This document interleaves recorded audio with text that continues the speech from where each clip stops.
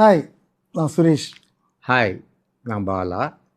சேர்ந்து சுபாவுடைய official YouTube சேனலுக்கு உங்களை நாங்கள் வரவேற்கிறோம். இந்த வாரம் சுபா கதைகளில் என்ன கதை வரப்போகுது, என்ன கதை கேட்க போகிறோம்னு ஆர்வமாக காத்திருக்கீங்களா? கேளுங்களேன். இந்த வாரம் சுபா கதைகள்ல நாம கேட்க போற கதை ஒப்பந்தம் 302. உங்கள் ஜூனியர்ல மே 1997 வெளிவந்த கதை. ஒரு மதிப்பிற்குரிய ஜட்ஜ், ஒரு சின்ன கிராமத்துல கான்ட்ராக்ட் வேலை செய்யற ஒரு இளைஞன், ஒரு போலீஸ் ஆஃபீஸர், ஒரு கொலை. சம்பந்தமே இல்லாத இந்த அத்தனை விஷயங்களையும் ஒன்னா கோக்குற ஒரு சம்பவம். என்னன்னு தெரிஞ்சுக்க ஆர்வமா இருக்குல்ல? சரி, வாங்க கதைக்கு போயிடுவோம்.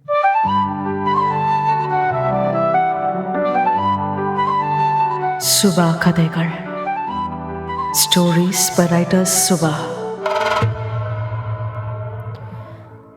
முன்கதை 1. அந்த சின்ன ஊரில் சுவரெங்கும் போஸ்டர்கள் தெரிந்தன. சில தெருக்களில் துவக்கங்களில் மரக்கிளைக்கு மரக்கிளை இழுத்து கட்டிய துணி பேனர்கள் காற்றில் கர்ப்பமாகி வீங்கி இருந்தன. வண்ணத் தோரணங்கள் வீதி எங்கும் வரவேற்றன. மண்டையில் சுழல் விளக்கு வைத்த அந்த அரசாங்க வெள்ளை அம்பாசிடர் வீதியில் நுழைந்ததும், அப்பா, பேனர்ல உங்க பேர் எழுதியிருக்குப்பா என்றான் முன்னிருக்கையில் உட்கார்ந்திருந்த சிறுவன். பின்னிருக்கையில் சற்றே சாய்ந்து உட்கார்ந்திருந்த நீதிபதி சிவராமன் செல்லமாக அவன் தோளில் தட்டினார். அவர் அருகில் பட்டுப்புடவையில் வியர்த்திருந்த அவர் மனைவி இந்துமதி வைரம் டால் அடிக்க ஒரு புன்னகையை வீசினாள். தோரணங்களை கவனித்துக் கொண்டே வரவேற்பு வளைவுகளை தாண்டியதும் சங்கரா மெட்ரிகுலேஷன் பள்ளி என்ற ஜிகினா எழுத்துகள் காற்றில் மினுக்கின. பள்ளிக்கூடத்தின் புதிய காம்பவுண்ட் சுவரில் இருபுறமும் வாழை மரங்கள் கட்டப்பட்டிருந்தன. ஸ்பீக்கர்களில் நாதஸ்வரம் அதிர்ந்து கொண்டிருந்தது. கார் காம்பவுண்டிற்குள் நுழைந்து நின்றது. கார் கதவு திறந்து பிடிக்கப்பட நீதிபதி சிவராமன் இறங்கினார். அந்த வெயிலிலும் கோட்டும் டையும் அணிந்திருந்தவரை சுற்றியிருந்தவர்கள் மரியாதையுடன் கும்பிட்டனர். ஊர் பெரிய மனிதர்கள் அவரை சகல மரியாதையுடன் அங்கு அமைக்கப்பட்டிருந்த மேடையை நோக்கி அழைத்துச் செல்ல, பெரிய மனிதர்களின் மனைவிகள் நீதிபதியின் மனைவியை கைப்பிடித்து குசலம் விசாரித்து மகனுடன் தங்கள் பகுதிக்கு அழைத்து போயினர். பள்ளி மைதானத்தில் மடக்கு நாற்காலிகள் போடப்பட்டு பெரும்பான்மையானவை நிரம்பியிருந்தன. விழாவிற்கு வந்திருந்தவர்கள் நீதிபதியை பார்த்ததும் சற்றே மரியாதையுடன் எழுந்து அமர்ந்தனர். பள்ளிக்கூடத்தை பற்றியும் அதன் புதிய வளர்ச்சி பற்றியும் பள்ளி நிர்வாகி பேசிக்கொண்டே வர, அந்த சிறு குழு மேடையை நெருங்கியிருந்த சமயத்தில் திடீரென்று அந்த சலசலப்பு கேட்டது. எங்கிருந்தோ ஒரு கூக்குரலை தொடர்ந்து ஹோ என்று சிலர் இரைச்சலிட்டனர். கூட்டத்தில் சட் சட் என்று நாற்காலிகள் பின்னுக்கு தள்ளப்பட்டன. எல்லாரும் பள்ளிக்கூடத்தின் விலாப்புறம் இருந்த கேட் வழியாக குறிப்பிட்ட திசை நோக்கி ஓடலானார்கள்.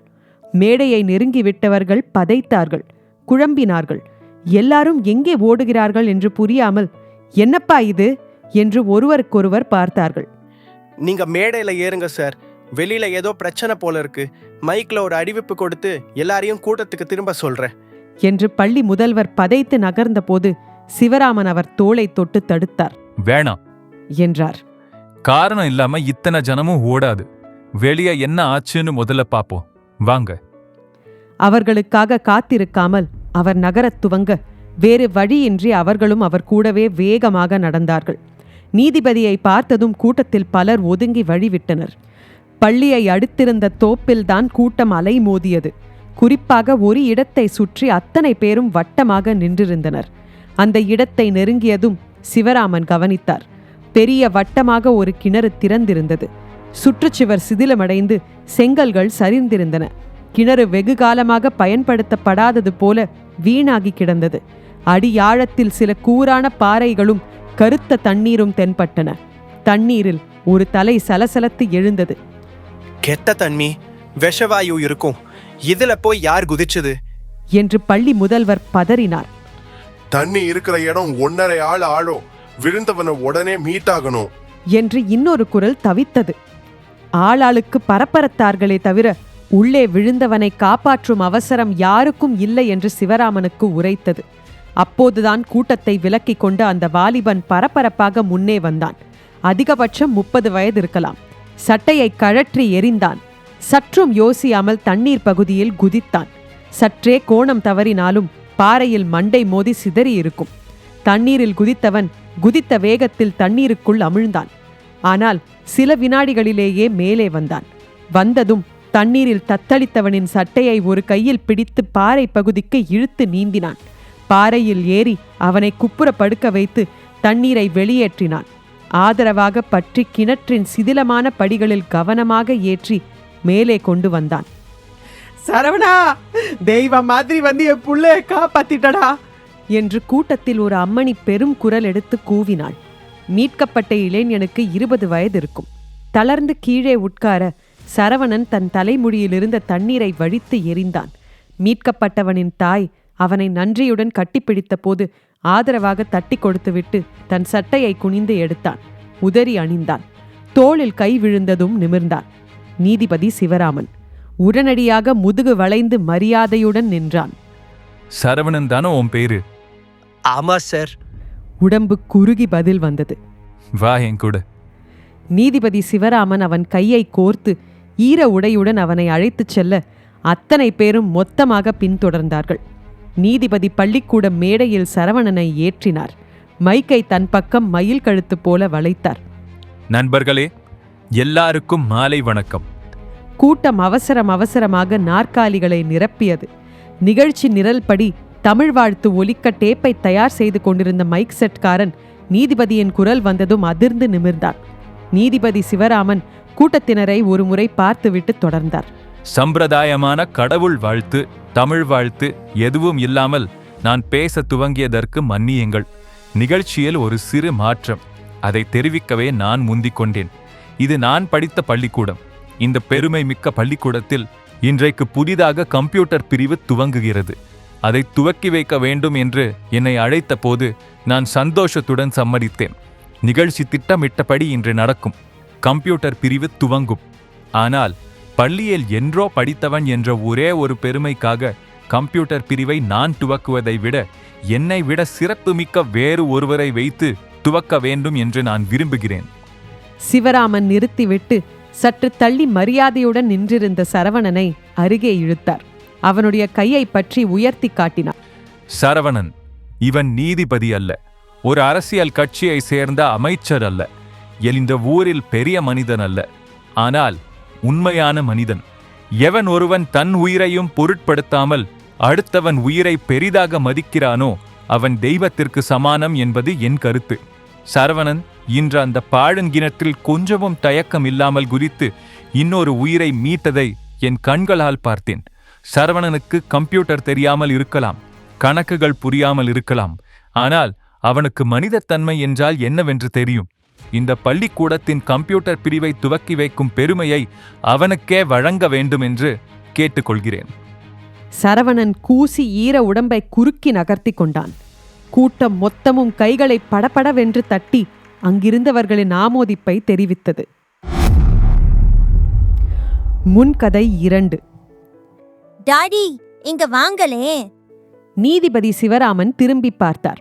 டாடி, இங்க இருந்து பாக்குறதுக்கு இந்த இலை எவ்வளவு அழகா இருக்குல்ல என்றான் அருண் தன் கேமரா வழியே பார்த்து. நீதிபதி சிவராமன் அவன் தலையில் செல்லமாக குட்டினார். எவ்வளவு தடவை சொல்லியிருக்கேன், டாடின்னு கூப்பிடாத, அப்பான்னு அழகா கூப்பிடுன்னு. நீ தமிழ் பேசுற குடும்பத்துல பிறந்தவன்டா. உன் தாய்மொழிய நீ பேசாம வேத்து ஊர்க்காரனா வந்து பேசுவான்? அப்பா, எனக்கு கொடைக்கானல் ரொம்ப பிடிச்சிருக்குப்பா. மெட்ராஸ் வேண்டாம், நம்ம இங்கே மாத்தல் வாங்கிட்டு வந்துடலாம்ப்பா. சிவராமன் அவன் தலையை வருடிக் கொடுத்தார். முட்டாள் பையா, இந்த மாதிரி சின்ன ஊர்ல இருந்து சின்ன கோர்ட்லலாம் வேலை பார்த்துட்டு தான் மெட்ராஸ் போகணும். அங்க நீதிபதி பதவிக்கு ப்ரமோஷன் ஆச்சு. அடுத்தது டெல்லி சுப்ரீம் கோர்ட் தான்டா. எனக்கு இந்த ஊரு ரொம்ப பிடிச்சிருக்கே. உன்னை ஹாஸ்டல்ல சேர்த்து விட்டுறவா? இந்த ஊர்ல ஒரு அருமையான ஸ்கூல் இருக்கு, அதுல போற்றவா? போற்றுங்க. அவர் மனைவி இந்துமதி தோட்டத்திலிருந்து உள்ளே நுழைந்தபடியே பேசினாள். அவனையும் ஹாஸ்டல்ல போட்டுருங்க. நீங்களும் கோட் இல்லாதப்போ கம்பராமாயணம், வில்லி பாரதம், தமிழ் விழான்னு ஊரை சுத்திட்டு இருங்க. நான் மட்டும் வீட்டுல தனியா மாட்டிக்கிட்டு அல்லாடுறேன். பாத்தியா, நீ இல்லாம உங்க அம்மாவுக்கு ஒரு நாள் ஓடாது. என்னங்க நீங்க சின்ன பையன் கையில போய் கேமராவெல்லாம் கொடுத்துக்கிட்டு. 12 வயசு ஆகுது அருணுக்கு. அவன் பிரமாதமான கேமராமேனா வரப்போறான் பாரு. கொடைக்கானல் கெஸ்ட் ஹவுஸின் தோட்டத்து மலர்களும் செடிகளும் நீல வானில் அடர்ந்திருந்த வெள்ளை மேகங்களும் அருண் சுட்டிக்காட்டிய நெருப்பு தழலின் நிறத்திலிருந்த இலைகளும் அவருக்கே கூட இன்னும் சில நாட்கள் தங்கலாம் என்ற ஆவலை ஏற்படுத்தின. ஆனால் முடியாது. 2 நாட்களில் கோர்ட் திறந்துவிடும். அவர் சென்னையில் இருந்தாக வேண்டும். இன்னும் அரை மணி நேரத்தில் மதுரைக்கு அழைத்து போக கார் வந்துவிடும். இயற்கை காற்றை ஆழமாக சுவாசித்துவிட்டு உள்ளே போனார். மலைப்பாதையில் பயணம். மலையின் பசுமையையும் சரேல் என்ற சரிவுகளின் வளமையையும் பள்ளத்தாக்குகளின் வசீகரத்தையும் கண்களால் அள்ளி அள்ளி கவனித்துக் கொண்டே வந்தார்கள். காரின் ஹாரன் திடீரென்று இடைவிடாமல் ஒலித்ததும் திடுக்கிட்டு நிமிர்ந்தார். வளைந்து திரும்பிய பாதையின் குறுக்கே ஒருவன் ஓடி வந்தான். மார்போடு வெள்ளையாய் ஒரு ஆட்டுக்குட்டியை அணைத்தவாறு முட்டாள்தனமாக சரிவில் இறங்கும் காரின் எதிரே கையை காட்டி நிறுத்தச் சொல்லியவாறு ஓடி வந்தான். டிரைவர் பிரேக் அடித்து காரை அவனிடம் இருந்து 2 அடி தூரத்தில் நிறுத்தத்திற்கு கொண்டு வந்தான். நீதிபதிக்கு எதிரில் அசிங்கமாக திட்ட முடியாத நிலைமை. அறிவு இருக்கா அவனுக்கு என்று ஆரம்பிக்க நீதிபதி அவசரமாக இருப்பா இருப்பா என்றார். காரிலிருந்து இறங்கினார். சரவணன் தானப்பா நீ? அவரை பார்த்ததும் ஆட்டுக்குட்டியை கீழே விட்டுவிட்டு சரவணன் கும்பிட்டான். ஐயா, உங்க வண்டின்னு தெரியாது என்று இடுப்பு வரை வளைந்து மரியாதை செலுத்தினான். இந்து, யார் தெரியுதா? சரவணன். ஆனைக்குளத்துல போன மாசம் ஸ்கூல் விழாவுக்கு போயிருந்தோமே, கிணத்துல குதிச்சு ஒரு ஆளை காப்பாத்தினானே, அந்த சரவணன். நீதிபதி அவனை தோளில் செல்லமாக தட்டி கொடுத்தார். கீழே விடப்பட்ட ஆட்டுக்குட்டி ஒரு காலை உயர்த்தி தீனமாக கத்தியது. அந்த காலில் போடப்பட்டிருந்த துணிக்கட்டு ஈரச்சிவப்பாக மாறியிருந்தது. சரவணன் ஆட்டுக்குட்டியை அள்ளி எடுத்துக்கொண்டான். ஐயா, நீங்க போங்கய்யா, நிறுத்தினதுக்கு மன்னிச்சுக்கங்கய்யா என்றான் தனிந்த குரலில். என்ன விஷயம்? எதுக்கு காரை நிறுத்தின? அத சொல்லு முதல்ல. இந்த பக்கத்துல தாங்க என் சித்தி பொண்ணு வீடு இருக்குங்கய்யா, அங்க வந்திருந்த. இன்னைக்கு காலையில இந்த ஆட்டுக்குட்டி இலை தின்ன மேடு ஏறிச்சு. அப்படி இப்படி நல்லா ஒசரத்துக்கு ஏறிடுச்சு. இறங்க தெரியல. உச்சியில நின்று மேன்னு கட்டுச்சு. இரு வரேன்னு சொல்ல சொல்ல மிரண்டு போய் அந்த ஒசரத்திலிருந்து குதிச்சிருச்சு. அதுல மழுக்குன்னு கால் எலும்பு புரிஞ்சிடுச்சு. வலி தாங்காம கத்துது, கதறுது. மதுரை ஆஸ்பத்திரிக்கு தான் எடுத்துட்டு போகணும். அடுத்த பஸ் இன்னும் அரை மணி நேரம் கழிச்சு தான் இந்த ரூட்ல வரும். அதனால வண்டி ஏதாவது வந்தா நிறுத்தி ஏறலான்னு தான் நான் தூக்கிட்டு ஓடி வந்தேன். சரி, ஏறு வண்டியில. ஐயோ வேணாங்கய்யா, நான் லாரி வேன் ஏதாச்சும் புடிச்சு போய்க்கிறேன். அட ஏறுப்பா வண்டியில. மனுஷன் அடிபட்டு கடந்தாலே அலட்சியமா கடந்து போறவன் தான் இருக்கான் இன்னைக்கு. இதுல ஒரு ஆட்டுக்குட்டிக்கு காயம்னு ஆஸ்பத்திரி வரைக்கும் எடுத்துட்டு போறவன் எத்தனை பேர் இருக்கான்? அப்படி இல்லைங்கய்யா, மனுஷனுக்கு அடிபட்டா குரல் கொடுத்து இன்னொரு ஆளை கூப்பிடலாம். இது வாயில்லாத ஜீவன்யா. அடிபட்டு மேன்னு கத்துதே தவிர நாம கவனிச்சாதான் உண்டு. அதனாலதான் யா.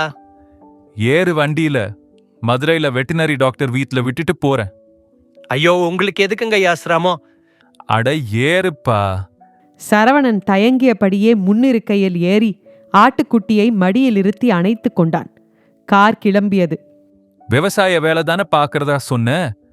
நிலமும் இருக்குங்க. கமிஷன் வியாபாரம் தாங்க முக்கியமா பாக்குறது. என்ன வயசு உனக்கு? இந்துமதி கேட்டாள். 26ங்க. கல்யாணம் ஆயிடுச்சா? பாத்துட்டு இருக்காங்கம்மா. இன்னும் ஒரு நிலையான வேலை கிடைக்கணும்மா. அப்புறம்தான் கல்யாணம்னு நான் நினைக்கிறேன்.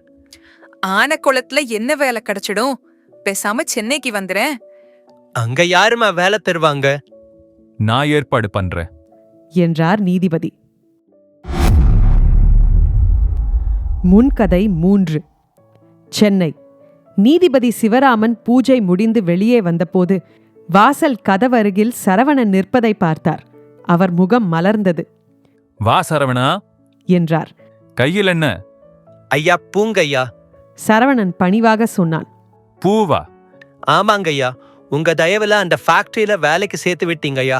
சும்மா கிடந்தவன உபயோகமானவனா மாத்திட்டீங்கய்யா. ஏன்பா அப்படியெல்லாம் பேசுற? ப்ரொடக்ஷன் மேனேஜர் கிட்ட நேத்தி கூட பேசிட்டு இருந்தேன். நீ ரொம்ப சின்சியரா இருக்க, வேலையெல்லாம் கவனமா செய்யறன்னு உன்னை பத்தி புகழ்ந்துதானா பேசினாரு. எல்லாம் நீங்க போட்ட பிச்சையா. ஃபேக்டரிக்கு உள்ள ஒரு பெரிய மரம் இருக்குதுங்கய்யா. தினம் பூவா கொட்டுது. எடுக்கிறவங்க யாரும் கிடையாது. வண்டியும் லாரியும் பூவெல்லாம் தேய்ச்சி கசக்கிட்டு போறத பார்த்தா மனசு கலங்குது. ஏதோ என்னால ஆனது ஒரு பை நிறைய பூ எடுத்துட்டு வந்து உங்களுக்கு தினம் கொடுக்கறேன்.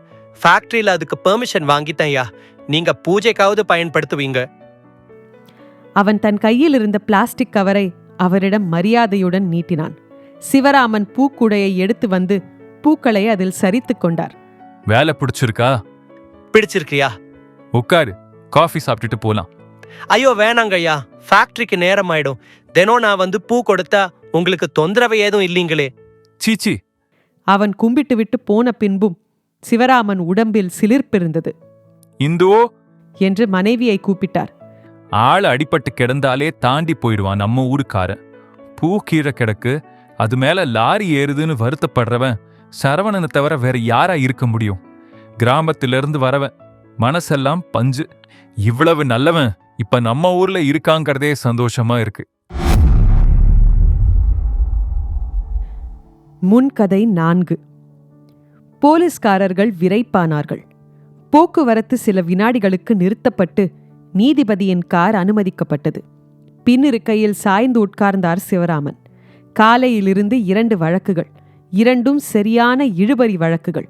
ஏகப்பட்ட பொய் சாட்சிகள் என்று அவருக்கு தோன்றியதால் மிக கவனமாக வழக்குகளை கவனிக்க வேண்டியிருந்தது. சற்று களைப்பாக இருந்தது. வயதாகிறதா என்ன? கார் ரிசர்வ் வங்கி பாலத்தில் இறங்கியது. சுரங்கப்பாதையின் ஓர் ஓரமாக மற்ற வாகனங்கள் நகர்ந்து அவர் காருக்கு வழிவிட்டன. எதேச்சையாக வெளியே பார்த்தார். வண்டி நிறைய இரும்பு கம்பிகளை ஏற்றி கொண்டு 2 காளை மாடுகள் வாயில் நுரை தள்ள ஏற்றத்தில் வண்டியை இழுக்க மிக சிரமப்பட்டு கொண்டிருக்க வண்டிக்காரன் இரக்கமற்று ஹே ஹே என்று சாட்டையை சுழற்றி அடித்தான். ஏற்றத்தில் நடை நழுவினால் வண்டியின் பாரம் மாடுகளை பின்புறமாக இழுத்து நிலைகுலைய செய்துவிடும். அவருடைய கார் அனாவசியமாக ஹார்ன் கொடுத்து காளை மாடுகளை மிரளச் செய்யாமல் ஒதுங்கியது. அப்போதுதான் பார்த்தார். சரவணன் தானே அது? இரக்கத்தில் இறங்கி ஏற்றத்தில் 2 பெடல் சுற்றியவன் மாடு வண்டியை கவனித்தான்.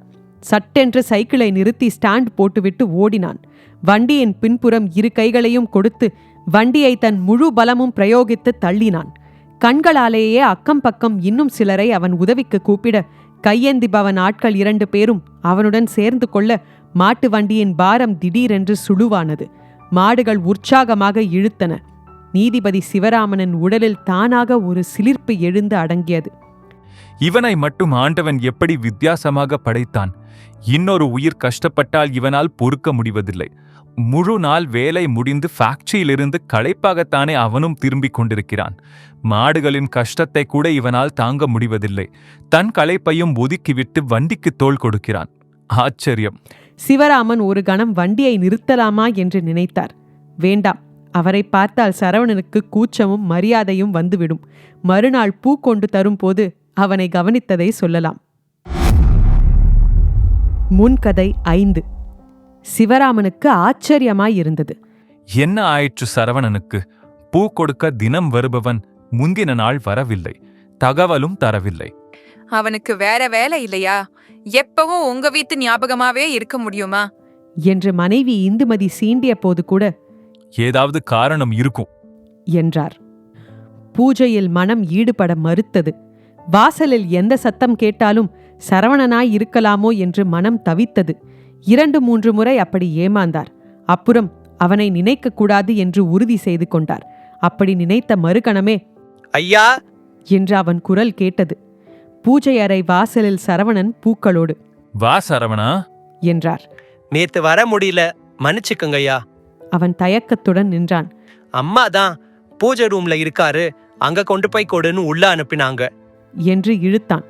பரவாயில்ல, உள்ளவா. வந்து பூக்கூடையில் பூக்களை கவனமாக சரித்தான். என்னாச்சு நேத்து? உடம்பு முடியலையா? அதெல்லாம் ஒன்றும் இல்லைங்கய்யா, வேலை இருந்துச்சு. ஊர்ல இருந்து யாராவது வந்திருந்தாங்களா? இல்ல, ஆஸ்பத்திரிக்கு போகிற வேலை வந்தது. என்னாச்சு? உடம்புக்கு என்ன? ஏன் உடம்பு நல்லாதான்யா இருக்கு. முந்தின நாள் ஃபேக்டரியில ஒரு சின்ன விபத்து. மெஷின்ல ஒரு தொழிலாளி கைய கொடுத்துட்டான். நிறைய ரத்தம் வீணாயிடுச்சு. அவனுக்கு ரத்தம் ஏத்தணும்னு டாக்டர் சொல்லிட்டாரு. அவன் குரூப் ரத்தம் தான் என் குரூப் ரத்தம். நேத்து ரத்தம் கொடுக்க போயிருந்தாயா. பரவாயில்லையே, கிராமத்துல இருந்த போது ரத்த குரூப்லாம் கூட தெரிஞ்சு வச்சிருந்தியா? ஊர்ல இருந்தப்போ அதெல்லாம் யாருக்குயா தெரியும். அப்புறம் போன வாரம் ஃபேக்டரியில ரத்த தான முகாம் ஒன்று நடந்துச்சியா. அப்ப ரத்தம் கொடுத்தேன். என் குரூப் என்னன்னு சொன்னாங்க. என்னது? போன வாரம் ரத்தம் கொடுத்துட்டு மறுபடியும் இந்த வாரம் ரத்தம் கொடுத்தியா? உடம்பு என்னத்துக்கு ஆகும்? நேத்து கைய கத்தியில வெட்டிக்கிட்டு இருந்தேன்னா ரத்தம் போயிருக்கும்லையா? ஃபேக்டரியிலேயே அந்த ஆளுக்கு பதிலா என் கை மெஷினுக்குள்ள போயிருந்தா ரத்தம் போயிருக்கும்ல. அப்படி வீணா போற ரத்தம் இன்னொருத்தனுக்கு உபயோகமா இருக்கும் போது கொடுக்கலாம் இல்லைங்களாயா? கொடுத்த ரத்தம் உடனே ஊறிடுமாமே, டாக்டர் சொன்னாரு. சிவராமனுக்கு அவனை பார்க்க பார்க்க பிரமிப்பு கூடிக்கொண்டே போயிற்று. அவனுக்கு ஏதாவது செய்ய வேண்டும் போல் துடிப்பாயிருந்தது. அவனை பற்றி இன்னும் முழுசாக தெரிந்து கொள்ளவில்லை. நீ இங்க தனியா ரூம்ல இருக்கியா சரவணா? ஆமாங்க ஐயா. ஊர்ல அப்பா அம்மா 2 பேருக்கும் வயசாயிடுச்சு. அம்மாவுக்கு கண்ணு சரியா தெரியல. சென்னைக்கு கூப்பிட்டா வரமாட்டேங்கிறாங்க. கூட பிறந்தவங்க யாரும் கிடையாதா? இல்லைங்க. தரையை பார்த்து தலையை தழைத்து கொண்டான். அடடா, தனியா பிறந்தவனா? தம்பி இருந்தான், இப்போ இல்லைங்கய்யா. ஏன், என்னாச்சு? அது பெரிய கதையா, இப்ப வேணாம். அவன் கண்களில் தர்ம சங்கடத்தை பார்த்தார். மேலே கேட்ட அவனை வருத்த விரும்பவில்லை. வரேங்கய்யா. சரேல் என்று வெளியேறிவிட்டான். இந்துமதி காப்பி கொடுப்பதாய் சொல்வதும் அவன் மரியாதையுடன் மறுத்துவிட்டு செல்வதும் கேட்டது. சிவராமன் அவன் கொண்டு வந்த பூக்களை இப்போது ஒரு மரியாதையுடன் பார்த்தார். முன்கதைகள் முற்றும். இன்ஸ்பெக்டர் சத்யா ஜீப்பிலிருந்து இறங்கினார். செடிகளின் மீது பீடாவை துப்பிய வேகத்திலேயே அவருடைய கோபம் தெரிந்தது. கான்ஸ்டபிள்கள் அவரை நேரடியாக பார்க்காமல் சட் சட் என்று வெவ்வேறு திசையை பார்த்து வெவ்வேறு வேலைகளில் ஈடுபடுத்திக் கொண்டார்கள். சத்யா தன் தொப்பியை கழற்றி மேஜை மீது விசிறினார். தண்ணீர் கொடியா என்று கர்ஜித்தார். மண்பானையிலிருந்து 2 எவர் சில்வர் டம்ளர்கள் நிறைய குளிர்ந்த நீர் அவர் மேஜையில் கொண்டு வந்து வைக்கப்பட்டது. கடக் கடக் என்று தொண்டை சப்திக்க குடித்தார். மேஜையில் சில அரசாங்க காகிதங்கள் அவருடைய பார்வைக்காக, கையெழுத்திற்காக காத்திருந்தன.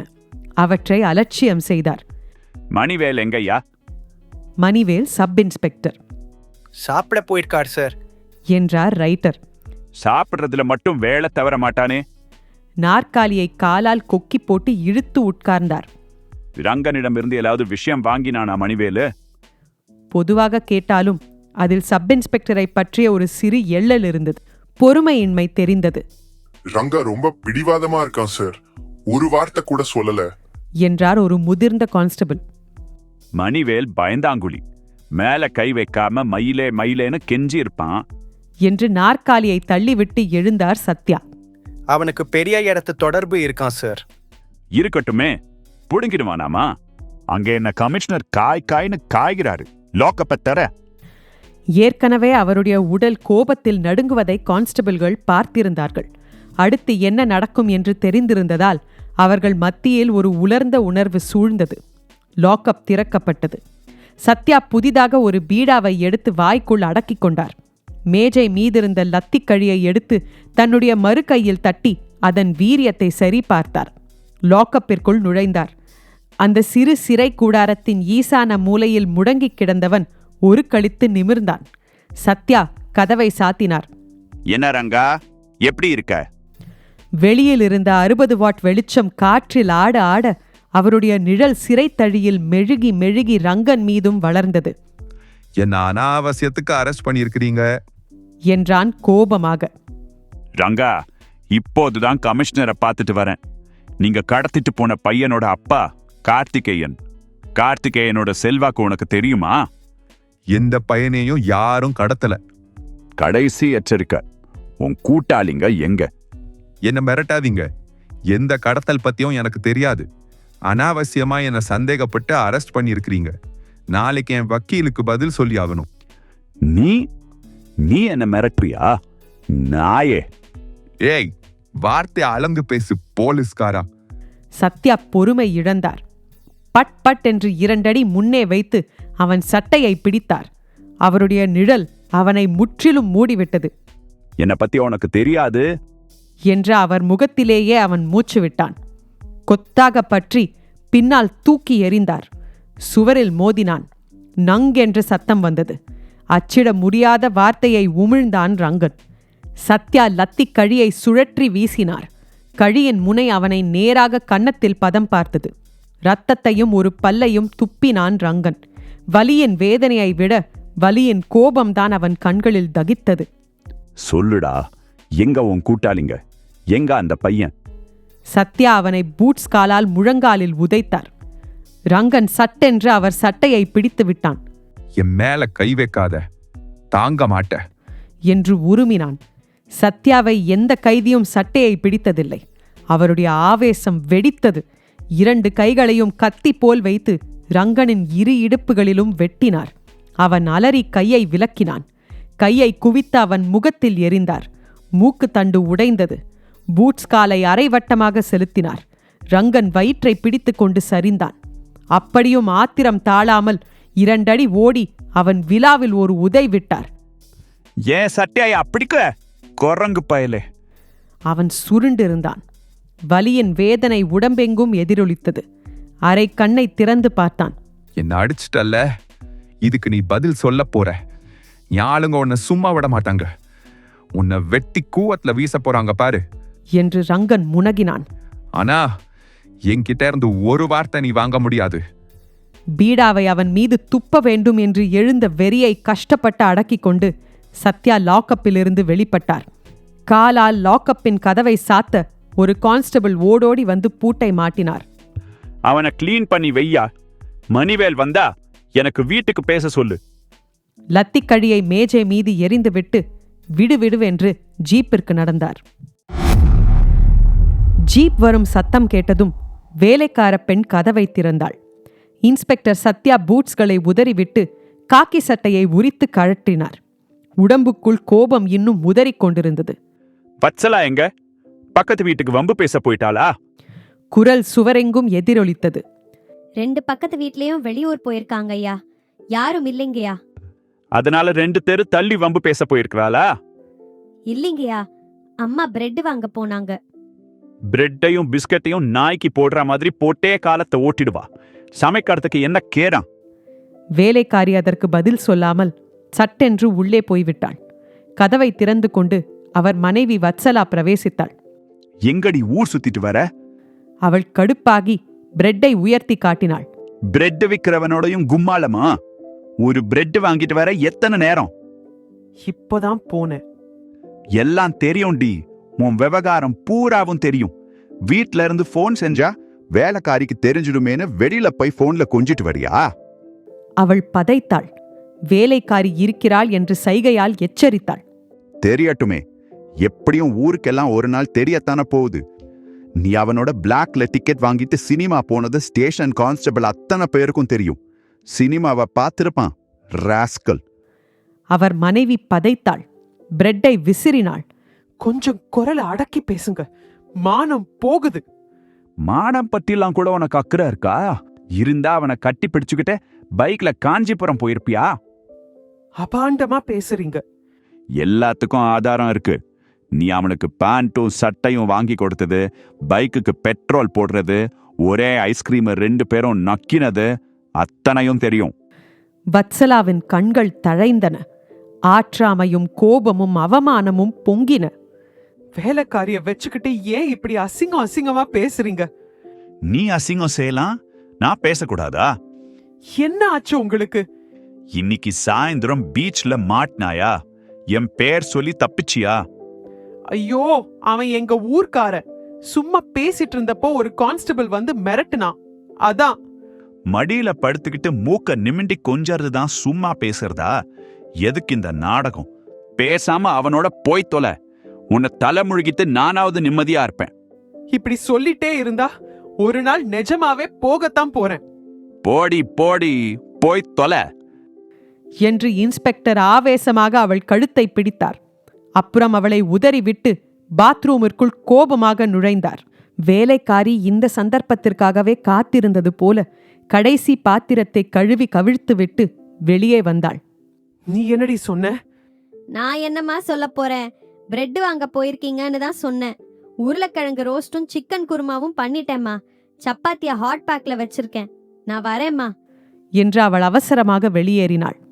வத்சலா சத்யாவின் உடைகளிலிருந்து ரிவால்வரை எடுத்தாள். அவள் முகத்தில் வெவ்வேறு உணர்ச்சிகள் பட் பட் என்று மாறின. பாத்ரூமில் தண்ணீர் இறைப்படும் சத்தம் கேட்டது. துப்பாக்கியை எடுத்த இடத்தில் வைத்தாள். கண்களில் கண்ணீர் பளபளத்தது. சாப்பாட்டு மேஜையை சுத்தம் செய்தாள். அடுப்படியிலிருந்து ஒவ்வொன்றாக கொண்டு வந்து மேஜை மீது வைத்தாள். தட்டுகளை கழுவி போட்டாள். மேஜை மீது தலை சாய்த்து சற்று நேரம் விசும்பினாள். இன்ஸ்பெக்டர் சத்யாவுக்கு சடக்கென்று விழிப்பு வந்தது. விழிப்பு வந்த நொடியிலேயே உணர்வுகள் பூரணமாக செயலுக்கு வந்தன. அதிர்ந்தார். நள்ளிரவு தாண்டிய இருட்டு நேரத்தில் அந்த அறையில் அவரையும் அவர் மனைவியையும் தவிர மூன்றாவதாக ஒரு உருவம். அந்த ஆசாமி கோபித்துக் கொண்டு தரையில் படுத்திருந்த வத்சலாவின் மீது குனிவதை பார்த்தார். என்று குரல் கொடுத்து எழுந்தார். அவன் அதிர்ந்து நிமிர்ந்தான். கையிலிருந்த கைக்குட்டையை எறிந்தான். சத்யா கட்டிலில் கை ஊன்றி காலை வட்டமாக செலுத்தி அவனை தாக்க முற்பட்டார். அவன் சுலபமாக விலகினான். விஷ்கென்று காற்றில் சத்தம். இரும்பு கழி ஒன்று இன்ஸ்பெக்டரின் முழங்காலில் வெடித்தது. அந்த அடியின் அதிர்வு சத்யாவின் உடம்பு முழுவதும் அலையலையாக பரவியது. தடுமாறி விழுந்தார். ஆத்திரம் அவர் மண்டைக்கு ஏறியது. அந்த அறையில் போதிய வெளிச்சமில்லை. வந்திருந்தவன் யார் என்று அவருக்கு விளங்கவில்லை. ஆனால் போலீஸ் ரத்தம் உஷாராகி அத்தனை புலன்களும் கூர்ப்பாயின. கட்டிலுக்கடியில் கிடந்த பழைய கைத்தடி ஒன்றை அள்ளி எடுத்தார். விஷ்கென்று காற்றில் வீசினார். அவன் அதை தன் கையில் இருந்த ஆயுதத்தால் எதிர்கொண்டான். இரும்பு கழியின் மீது மோதியதும் கைத்தடி பொட்டென்று இரண்டாக ஒடிந்தது. அவன் கீழே சரிந்து கிடந்த அவரை நெருங்கினான். சத்யா தன் இடது காலை அவன் கால்களுக்கு நடுவில் செலுத்தி காலை வாரிவிட முயற்சித்தார். அவன் சற்றே குதித்து அவருடைய காலின் போக்கிலிருந்து விடுபட்டான். சின்னதாக சிரித்து இரும்பு கழியால் சத்யாவின் இடது முழங்காலை சுளீரென்று அடித்தான். சத்யா துடித்து புரண்டார். எந்த சத்தத்திற்கும் மனைவி எழுந்திருக்கவில்லை. அக்கம் பக்கம் 2 வீடுகளிலும் ஆட்கள் இல்லை. எனவே அவருடைய அலறல் வீணாயிற்று. தரையில் கை ஊன்றி எழுந்திருக்க முனைந்த போது அவன் சத்யாவை நெஞ்சில் உதைத்தான். சத்யாவிற்கு முழங்காலில் வலி உயிர் போயிற்று. கீழே சரிந்தார். ரிவால்வர் எங்கே? ரிவால்வர் எங்கே? அவருடைய கை தரையிலேயே வீசி ஏதாவது ஆயுதம் கிடைக்குமா என்று தேடியது. அவனுடைய இரும்பு கழி மறுபடி சுழன்றது. அவர் கையை பதம் பார்த்தது. சத்யா அலறினார். கைகளை கூப்பினார். நீ அடித்தால் மற்றவர்களுக்கும் இப்படித்தாண்டா வலிக்கும் என்று அவன் சிரித்தான். சத்யாவின் இருபுறமும் கால்களை ஊன்றி இரும்பு கழியை உயர்த்தினான். சத்யாவின் கண்களில் கிளி வீறிட்டது. வலியில் கண்ணீர் திரண்டது. யார்மி, என்ன வேண்டும் உனக்கு? உன் உயிர். இரும்பு கழி காற்றில் வேகமாக இறங்கியது. வத்சலாவிற்கு விடிகாலையில்தான் விழிப்பு வந்தது. வழக்கமாக இருக்கும் சுறுசுறுப்பு இல்லாமல் மண்டையில் ஒரு பாரம் இருந்தது. கண்களுக்கு பின்னே கிருகிருவென்று ஒரு மயக்கம் இருந்தது. ஆனாலும் சத்யா எழுந்திருப்பதற்குள் அவள் எழுந்தாக வேண்டும். சுடச் சுட காப்பி தந்தாக வேண்டும். சத்யா குளிப்பதற்கு வெந்நீர் போட்டாக வேண்டும். எழுந்திருப்பதற்காக புரண்டாள். முந்தின இரவு தகராறு செய்ததால் கோபித்துக் கொண்டு தரையில் இறங்கி படுத்திருந்தாள். புரண்டவுடன் கட்டிலின் அடிபாகம் தெரிந்தது. கட்டிலை தாண்டி அது என்ன? யார் அது? இப்படி கட்டிலுக்கும் தரைக்குமாக சரிந்து கிடப்பது? பதறி எழுந்தாள். அப்போதுதான் அவளுக்கு இரத்தத்தின் வாசனை குபீர் என்று உரைத்தது. அவள் அங்கு பார்த்த காட்சி அவள் இரத்தத்தை உறைய வைத்தது. அலறினாள். எழுந்தாள். விழுந்தாள். தடுமாறி தொலைபேசிக்கு ஓடினாள். வழக்கமாக அந்த வீட்டு வாசலில் ஒரு போலீஸ் ஜீப் நிற்கும். இன்ஸ்பெக்டர் சத்யாவை டியூட்டிக்கு அழைத்து செல்ல வந்திருக்கும். இன்றைக்கு 2 ஜீப்கள் நின்றன. ஒரு ஆம்புலன்ஸ் நின்றது. காக்கி உடுப்புகள் அணிந்த போலீஸ் தலைகள் பரபரப்பாக இறங்கின. சப் இன்ஸ்பெக்டர் மணிவேல் முதலில் நுழைந்தார். வத்சலா மயக்கமாக உட்கார்ந்திருந்தாள். அவள் உச்ச பயத்தில் உறைந்திருந்தாள். தண்ணீர் கொடுத்து 2 பெண் போலீஸ் உதவியுடன் காலையில எழுந்திருக்கும் போது கண் திறக்கவே முடியல. மயக்கமா இருந்தது. தடுமாறி விழுந்த. பார்த்த முதல் காட்சியே. பயம் அவளை விட்டு விலகவில்லை. குரலோடு சேர்ந்து விக்கலும் தாக்கியது. அவள் கை படுக்கை அறைக்கு நீண்டது. மணிவேல் நுழைந்தார். கட்டில் நகர்ந்திருந்தது. கட்டிலின் படுக்கை விரிப்பில் சிகப்பாய் இரத்தத்திட்டு. அத்தனை பேருக்கும் சிம்ம சொப்பனமாய் விளங்கிய இன்ஸ்பெக்டர் சத்யா அடித்து போடப்பட்ட கரப்பான் பூச்சி போல தரையில் கிடந்தார். கைகள் விரிந்திருந்தன. கால்கள் இயலாத கோணத்தில் விரைத்திருந்தன. முழங்கால்கள் 2லும் முழங்கைகள் 2லும் மார்பிலும் சிகப்பு சிகப்பாய் ரத்தம் உறைந்திருந்தது. எல்லாவற்றையும் விட படுகொடுமையாக இருந்தது முகம். உச்சி மண்டையை கனமாக ஆயுதம் ஏதோ மோதி உடைத்திருந்தது. ரத்தம் பொங்கி திரண்டு உறைந்திருந்தது. மணிவேல் கைக்குட்டையால் மூக்கை பொத்திக் கொண்டார். உள்மனதின் அடியாழத்தில் சத்யாவை அந்த கோலத்தில் பார்த்ததற்கு ஒரு அற்ப சந்தோஷம் கூட இருந்தது. வயர்லெஸ்ஸில் தகவல்கள் கொடுத்தார். சற்று நேரத்தில் உயர் போலீஸ் அதிகாரிகள் வந்தார்கள். தடயவியல் நிபுணர்கள் வந்து இறங்கினார்கள். சாக்பீஸ் கோடுகள் அங்கங்கே போடப்பட்டன. உடலோட நிலைய பார்த்தா ராத்திரி 12 மணிக்கு மேல 1 மணிக்கு உள்ள உயிர் போயிருக்கும்னு தோணுது.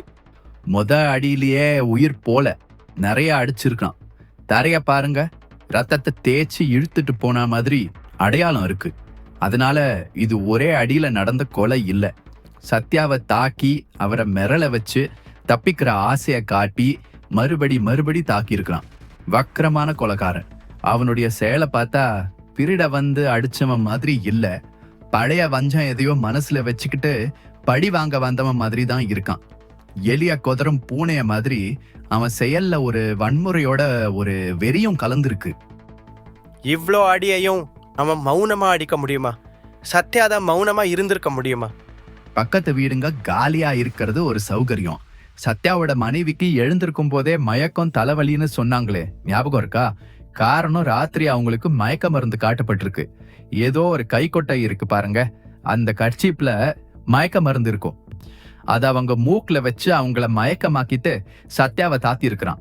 அதனாலதான் சத்யா என்ன கத்துனாலும் கதறி இருந்தாலும் அவங்களுக்கு கேட்டிருக்காம போயிருக்கும் என்றார் டாக்டர். லேபில் இருந்து வந்த ஆட்கள் கைக்குட்டையை கை தொடாமல் எடுத்து பத்திரப்படுத்தினார்கள். சத்யா ஏற்கனவே நல்ல பலசாலி, சுலபத்துல அடிபடுறவர் இல்ல. அதுவும் அவரை தாக்க வந்தா 2 மடங்கு வீரத்தோட போராடக்கூடியவர் தான். அவரையே ஒருத்தன் இந்த அடி அடிச்சிருக்கிறான்னா அவன் சாதாரண மனமே இல்ல என்றார் சப் இன்ஸ்பெக்டர் மணிவேல். புகைப்படங்கள் எடுத்துக்கொண்ட பின் பெரிய அதிகாரிகள் குறிப்புகள் எடுத்தார்கள். விசாரணைகள் துவங்கின. உன் பேரு என்னம்மா? கௌரிங்க. எத்தனை வருஷமா இங்க வேலை செய்றீங்க? 2 வருஷமாங்க. நேத்து இன்ஸ்பெக்டர் சத்யா வீட்டுக்கு வந்த போது நீங்க இருந்தீங்களா? இருந்தேன் சார், நான் மட்டும்தான் இருந்தேன். ஐயா ரொம்ப கோவமா இருந்தாங்க. எந்த கைதியின் பெயராவது குறிப்பிட்டு சொன்னாரா? ஐயாவோட கோபம் கைதிங்க மேல இல்லைங்க. பின்ன? நான் இத சொல்லலாமான்னு தெரியலங்களே. நீ போலீஸ்ல எதையும் மறைக்கிறது தப்பு. உனக்கும் கொலை செஞ்சவனுக்கும் ஏதாவது தொடர்பு இருக்கா? ஐயோ, அப்படியெல்லாம் சொல்லாதீங்கய்யா. சாமி சத்தியமா எனக்கு எதுவும் தெரியாது. அப்படின்னா கேள்விக்கெல்லாம் ஒழுங்கா பதில் சொல்லு. சத்யாவுக்கு யார் மேல கோபம் என்றார். அம்மா மேல கோவமா இருந்தாருங்க. 2 பேருக்கும் சண்டை வந்துச்சுங்க. சத்தம் போட்டுக்கிட்டாங்க. எதை பத்தி சண்டை? அது வந்து வசந்தா மேடம், உங்களிடம் இந்த விசாரணை நடத்துவதற்கு என்ன மன்னிக்கணும். ஆனா நேற்றிரவு உங்களுக்கும் சத்யாவுக்கும் பெரிய வாக்குவாதம் நடந்ததா தெரியுது. நீங்க யாரோடையோ பழகிறது பிடிக்காம சத்யா கத்திருக்கிறாரு. யார் அந்த ஆளு? ஐயோ டிஎஸ்பி சார், அந்த மனுஷன் எங்க ஊர்க்காரர். சின்ன வயசுல இருந்தே பழக்கம். இந்த கொலைக்கும் அவருக்கும் முடிச்சு போடாதீங்க. நீங்க விவரங்களை மட்டும் மறைக்காம கொடுங்க மேடம். யார சந்தேகப்படுறது, எப்படி விசாரிக்கிறதுங்கிறதெல்லாம் எங்க கிட்ட விட்டுடுங்க. அவரை வீணா வம்புல மாட்டி விட நான் தயாரா இல்ல. குற்ற உணர்ச்சி உங்களை தடுக்குதா? டிஎஸ்பி சார், தயவு செஞ்சு அது யாருன்னு நீங்க சொல்லிடுங்க மேடம். கண்டுபிடிக்கிறது எங்களுக்கு கஷ்டம் இல்ல. நாங்களா கண்டுபிடிச்சா ரசா பாசம் ஆயிடும். என்ன பார்த்ததுக்காக, என் கூட பேசினதுக்காக அவருக்கு இந்த அவமானம் வேறா? அழாதீங்க. அவர் பேர் ப்ளீஸ். மாதவன். எங்க தங்கி இருக்கிறாரு? SJ mansions, Gandhi Nagar. கதவை திறந்தான் மாதவன். அவன் அத்தனை போலீஸ் தலைகளை எதிர்பார்க்கவில்லை. மிரண்டி 2 அடி பின்வாங்கினான். ஐ ஆம் டிஎஸ்பி அரசன். மாதவன்? நான் தான். உட்காருங்க மாதவன். மாதவன் 5.25 அடி உயரம், நிறைய பெண்மை கலந்த முகம், பெரிய இமைகள், பெரிய கண்கள், செழித்த கன்னங்கள், நீண்ட கழுத்து. பயந்து கட்டிலின் நுனியில் உட்கார்ந்தான். இன்ஸ்பெக்டர் சத்யாவை உங்களுக்கு தெரியுமா மாதவன்? தெரியும்.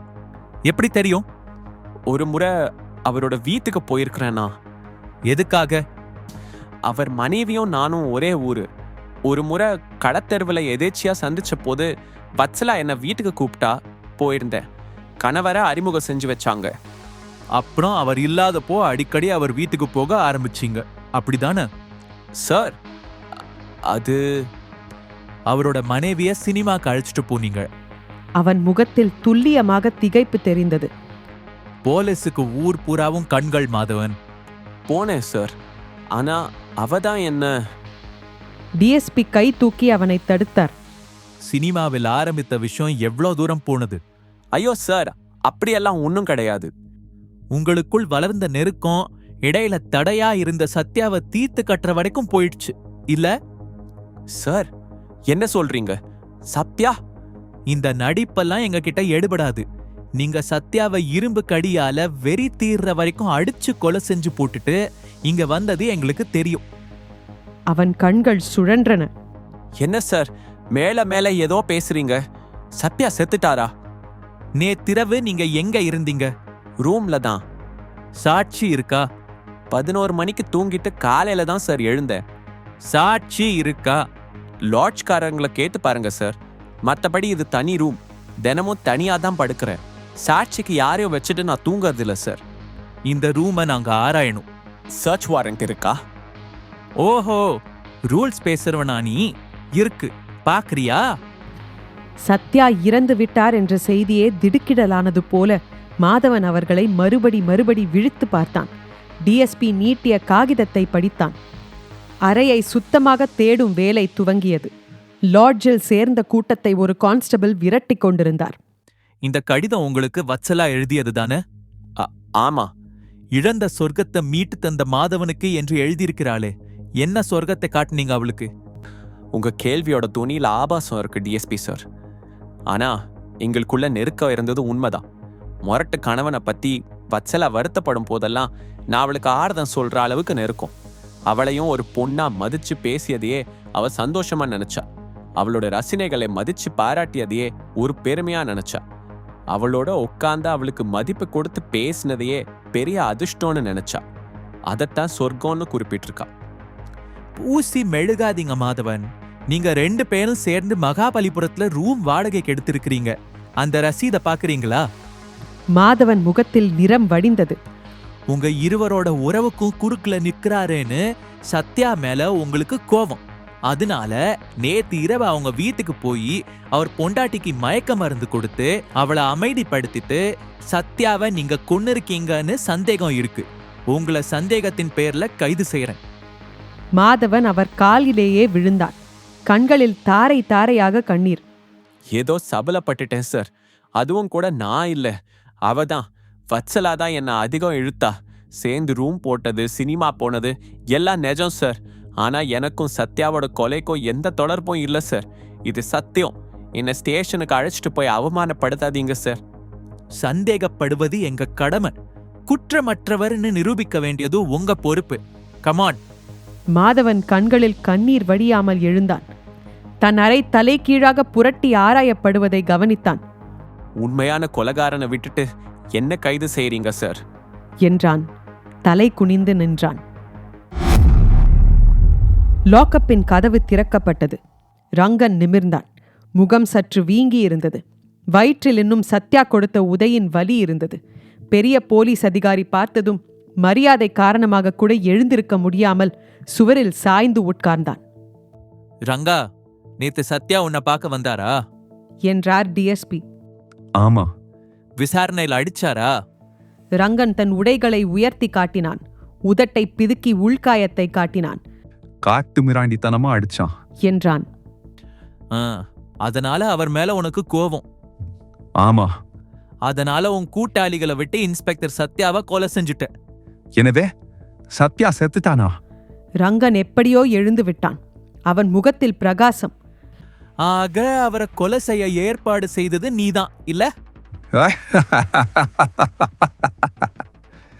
நேத்து ராத்திரி அடி வாங்கினதுக்கு அப்புறமா உன்னை யாராவது லாக்அப்ல இருந்து வெளியில விட்டாங்களா?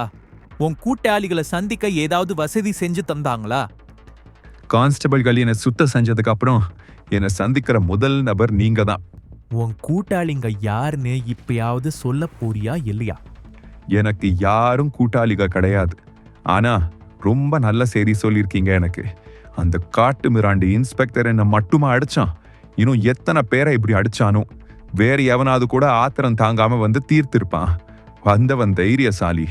அவன் கிடைச்சா என் பாராட்டுங்களை தெரிவிங்க. டிஎஸ்பி அவனை நெருங்கினார்.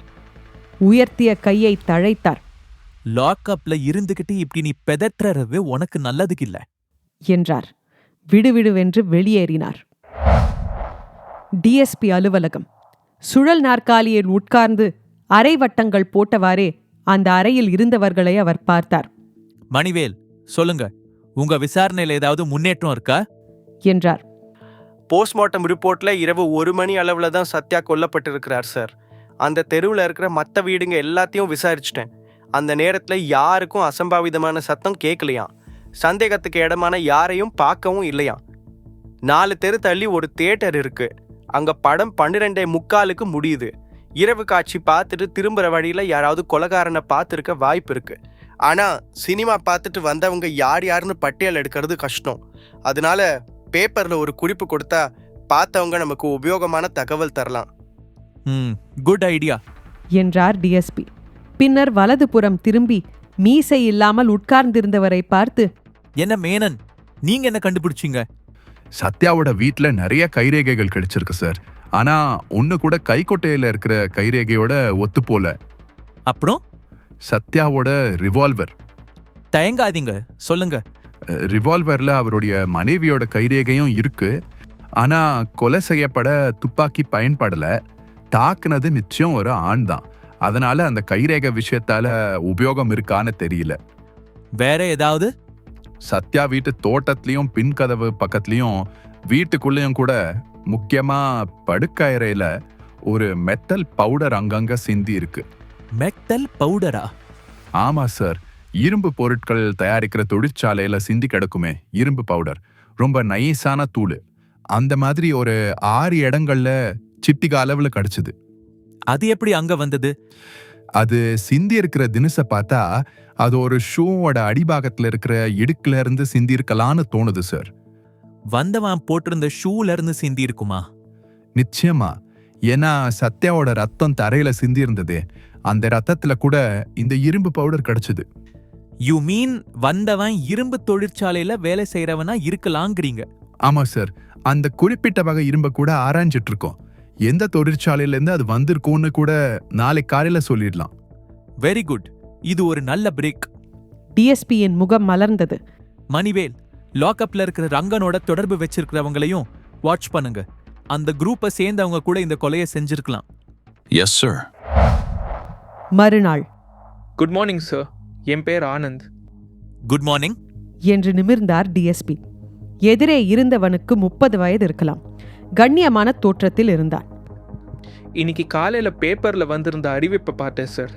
தியேட்டரில் சினிமா பார்த்துவிட்டு இரவு திரும்பியவர்கள் யாராவது பாரதி தெரு வழியாக போயிருந்தால், சந்தேகத்திற்குரிய முறையில் யாரையாவது பார்த்திருந்தால் தகவல் சொல்லுங்கள். உங்களை பற்றிய ரகசியம் பாதுகாக்கப்படும் அப்படின்னு அறிவிச்சிருந்தீங்க. ஆமா, உட்காருங்க மிஸ்டர் ஆனந்த். அவன் டிஎஸ்பியின் எதிரே அமர்ந்தான். அன்னைக்கு இரவு காட்சி முடிஞ்சு நான் பாரதி தெரு வழியா நடந்து வந்தேன் சார். மணி 1:10 இருக்கலாம். வேகமா ஒரு ஆள் நடந்து வந்தான். இருட்டில் நிறுத்தி இருந்த ஒரு சைக்கிளை நெருங்கினான். அது நான் ஒன்றுக்கு அடிக்கிறதுக்காக சுவர் பக்கம் திரும்பி இருந்ததுனால அவன் என்னை பார்க்கல. அவனுடைய முதுகு பக்கம் தான் எனக்கும் தெரிஞ்சுது. இதோ இவ்வளோ உயரம் இருப்பான். பரபரப்பாக அந்த சைக்கிள் கிட்ட போனான். அதோட கேரியரில் பக்கவாட்டில் பொருட்கள் வைக்கிறதுக்காக ஒரு சின்ன பொட்டி மாதிரி இருந்துச்சு. அதை திறந்தான். அதுக்குள்ளே இருந்து ஒரு சட்டையை எடுத்தான். அந்த சட்டையை உதறி போட்டுட்டு இருந்த சட்டைக்கு மேலே அந்த சட்டையை எடுத்து புத்தான்லாம் போட்டுக்கிட்டான். சைக்கிளை ஸ்டாண்ட்ல இருந்து எடுத்து ஏறி ஓட்டிட்டு போயிட்டான். டிஎஸ்பி நிமிர்ந்து உட்கார்ந்தார். கொலை செய்த போது அவனுடைய சட்டையில் இரத்தக்கரை படிந்திருக்கும். அதை மூடி இன்னொரு சட்டை அணிந்து இருக்கலாம். அந்த ஆளோட முகத்தை பாத்தீங்களா? இல்ல சார், இருட்டில் முகம் சுத்தமா தெரியல. வேற ஏதாவது அவனை பத்தி குறிப்பிடுற மாதிரி அடையாளம்? வெள்ளை ஷூ போட்டிருந்தாங்கிறது மட்டும் இருட்டில் புரிஞ்சுது சார். வெரி குட், இன்னும் கொஞ்சம் யோசிங்க. இங்கே வரதுக்கு முன்னாடியே நல்லா யோசித்தேன் சார். அந்த ஆளை பற்றி வேற எதுவும் சொல்ல முடியாது. ஆனால் அவன் ஓட்டின சைக்கிளை பற்றி கொஞ்சம் விவரம் தர முடியும் சார். எக்ஸலண்ட், சொல்லுங்க. கேரியர் பக்கத்தில் இருந்த சைட் பாக்ஸில் ஒரு ஸ்டிக்கர் ஒட்டி கிழிக்கப்பட்டிருந்துச்சு. ஸ்டிக்கரில் இருந்த டிசைன் நான் அடிக்கடி பார்த்த டிசைன் சார். ஒவ்வொரு கம்பெனியும் தனக்குன்னு ஒரு அடையாளம் வச்சுருக்குமே, அந்த மாதிரியான ஒரு அடையாள டிசைன். அந்த டிசைனை மறுபடி பார்த்தா சொல்ல முடியும். அந்த சைட் பாக்ஸில் பளபளன்னு 3 நம்பர் ஒட்டப்பட்டு இருந்துச்சு. சைக்கிள் வீதி முனையில் திரும்பின போது எங்கேருந்தோ ஒரு காரோட வெளிச்சம் பட்டு அந்த நம்பருங்க அப்படியே ஒளிர்ந்துச்சு சார். எந்த நம்பருங்க அது? 302. பிரமாதம். வேற ஏதாவது? இல்லை sir, that's all. Thank you very much Anand. கொலைகாரனை கண்டுபிடிக்கிறதுல நீங்க கொடுத்த குறிப்புங்க ரொம்ப உதவியா இருக்க போகுது. உங்களை பத்தி மற்ற விவரங்களை இந்த படிவத்துல நிரப்பி கொடுங்க. அவசியம்னா உங்களை மறுபடியும் தொடர்பு கொள்றதுக்கு. ஆனா அத்தனை விவரங்களும் ரொம்ப ரகசியமா இருக்கும், கவலைப்படாதீங்க. ஆனந்த் உற்சாகமாக அந்த படிவத்தை நிரப்ப ஆரம்பித்தான். திடீரென்று டிஎஸ்பிக்கு ஒரு ஐடியா வந்தது. ஆனந்த், கொஞ்ச நேரம் இருக்க முடியுமா? என்ன விஷயம் சார்? டெலிஃபோன் டைரக்டரி கொண்டு வர சொல்றேன். அது தவிர தொழில் மலர் இருக்கு, அதையும் கொண்டு வர சொல்றேன். எதுக்கு சார்? அதுல எல்லா கம்பெனிகளோட விவரங்களும் இருக்கும். டெலிஃபோன் டைரக்டரியில பல கம்பெனிங்க தன்னோட அடையாள எம்பளங்களையும் அச்சிட்டிருப்பாங்க. அதை பார்த்து நீங்க சைக்கிள்ல பார்த்து குறியீட்டை சொல்ல முடியும்ல? கொண்டு வர சொல்லுங்க சார். 15 நிமிடங்களில் ஆனந்த் கண்டுபிடித்து விட்டான். இதோ இந்த அடையாளம் தான் சார், சுஜய் இண்டஸ்ட்ரீஸ், கிண்டி தொழிற்பேட்டை. Very good. ஏற்கனவே சந்தேகத்தின் பேர்ல கைது செஞ்ச மாதவனை விட்டுடலாம், ஏன்னா அவன் பேங்க் கிளார்க் என்றார் டிஎஸ்பி. சுஜய் இண்டஸ்ட்ரீஸ் ஆஸ்பெஸ்டாஸ் கூரையின் சரிவுக்கு கீழே 200 சைக்கிள்களுக்கு மேல் நின்றிருந்தன. சாதாரண உடையில் வந்திருந்த டிஎஸ்பி அந்த சைக்கிள்களை பார்த்ததும் சந்தோஷமானார். காரணம், சைக்கிள்கள் ஒவ்வொன்றிலும் ஒரு எண் ஒட்டப்பட்டிருந்தது. தன்னுடைய அடையாளங்களை உயர் அதிகாரிகளிடம் காட்டி அனுமதி வாங்கிக் கொண்டார். சைக்கிள்களை பார்த்து கொள்பவனை அருகே அழைத்தார். மொத்தம் இங்க எவ்வளோ சைக்கிளுங்க? 3 ஷிஃப்ட்டுக்கும் சேர்த்து 500 சைக்கிளுக்கு மேல இருக்கும் சார். ஒவ்வொரு சைக்கிளுக்கும் நம்பர் இருக்கா? ஆமா சார். போன மாசம் தான் ஒவ்வொருத்தருக்கும் ஒரு டோக்கன் கொடுத்து அந்த நம்பரை சைக்கிள்ல ஒட்டினோம். நைட் ஷிஃப்ட்லயும் தெளிவா தெரியற மாதிரி பளபளக்கிற எண் ஸ்டிக்கர்களை ஒட்டினோம் சார். சைக்கிள் நம்பர் 302 இங்க இருக்கா? ஒரு நிமிஷம் சார் என்றவன் ரிஜிஸ்டரை புரட்டினான். இருக்கு சார், இதோ என்று சைக்கிளை குறிப்பிட்டு காட்டினான். வரிசையிலிருந்து அந்த சைக்கிளை மட்டும் வெளியே எடுக்க சொன்னார் டிஎஸ்பி. ஆராய்ந்தார். ஆனந்த் சொன்னது போல கேரியரின் பக்கவாட்டில் பொருட்கள் வைக்கும் சைட் பாக்ஸ், அதில் சிதைந்த கம்பெனி ஸ்டிக்கர், சிதையாத எண்கள் 302. சைக்கிளை பழையபடி வரிசையில் வைக்க சொன்னார். ரிஜிஸ்டரில் அந்த சைக்கிளிற்குரியவனுடைய பெயரை பார்த்தார். அங்கிருந்த மரத்தடியில் காத்திருந்தார். மதியம் சங்கு ஊதியது. தொழிலாளர்கள் சாரி சாரியாக வெளியே வந்தார்கள். கடைசி சில பேர்களில்தான் அவன் இருந்தான். சைக்கிள் 302 எடுத்துக்கொண்டு அந்த இளைஞன் வெளியே வந்தான். ஓடி சைக்கிளில் ஏறினான். கேரியர் பற்றி இழுக்கப்பட்டு நின்றான். கால்களை கீழே ஊன்றி திரும்பினான். சரவணன், உன்னோடு நான் கொஞ்சம் பேச வேண்டுமே என்றார் டிஎஸ்பி. டிஎஸ்பி அலுவலகம். நாற்காலியில் சரவணன் உட்கார்ந்திருந்தான். அவன் முகமெல்லாம் வெளுத்திருந்தது. கைகள் உதறிக் கொண்டிருந்தன. நடுங்கும் கைகளை 2 முழங்கால்களுக்கும் இடையில் வைத்து இறுக்கிக் கொண்டான். கதவு திறந்து மேனன் நுழைந்தார். வாங்க மேனன், இதான் சரவணன், நம்ம ஹீரோ. சரவணன், இது யார் தெரியுமா? மிஸ்டர் மேனன், ஃபாரன்சிக் லேபோட முக்கிய அதிகாரி. மேனன் தன் கையில் இருந்த 2 வெள்ளை ஷூக்களையும் மேஜை மீது ஒரு காகிதம் போட்டு வைத்தார். இந்த ஷூக்களோட அடியில இருந்த இரும்பு துகளையும் இன்ஸ்பெக்டர் சத்யா வீட்ல கிடைச்ச தடயங்கள்ல இருந்த இரும்பு துகளையும் ஒப்பிட்டு பார்த்துட்டேன் சார். ரெண்டும் ஒரே இடத்துல இருந்து வந்தவைதான். இந்த ஷூக்களோட அடையாளம் கூட நம்ம கிட்ட இருக்கு சார். அதே மாதிரி மயக்க கைக்குட்டையில இருக்கிற கைரேகையும் சரவணன் கிட்ட இருந்து நீங்க எடுத்த கைரேகையும் ஒத்து போகுது சார். Very good. டிஎஸ்பி தன் நாற்காலியை சற்றே திருப்பினார்.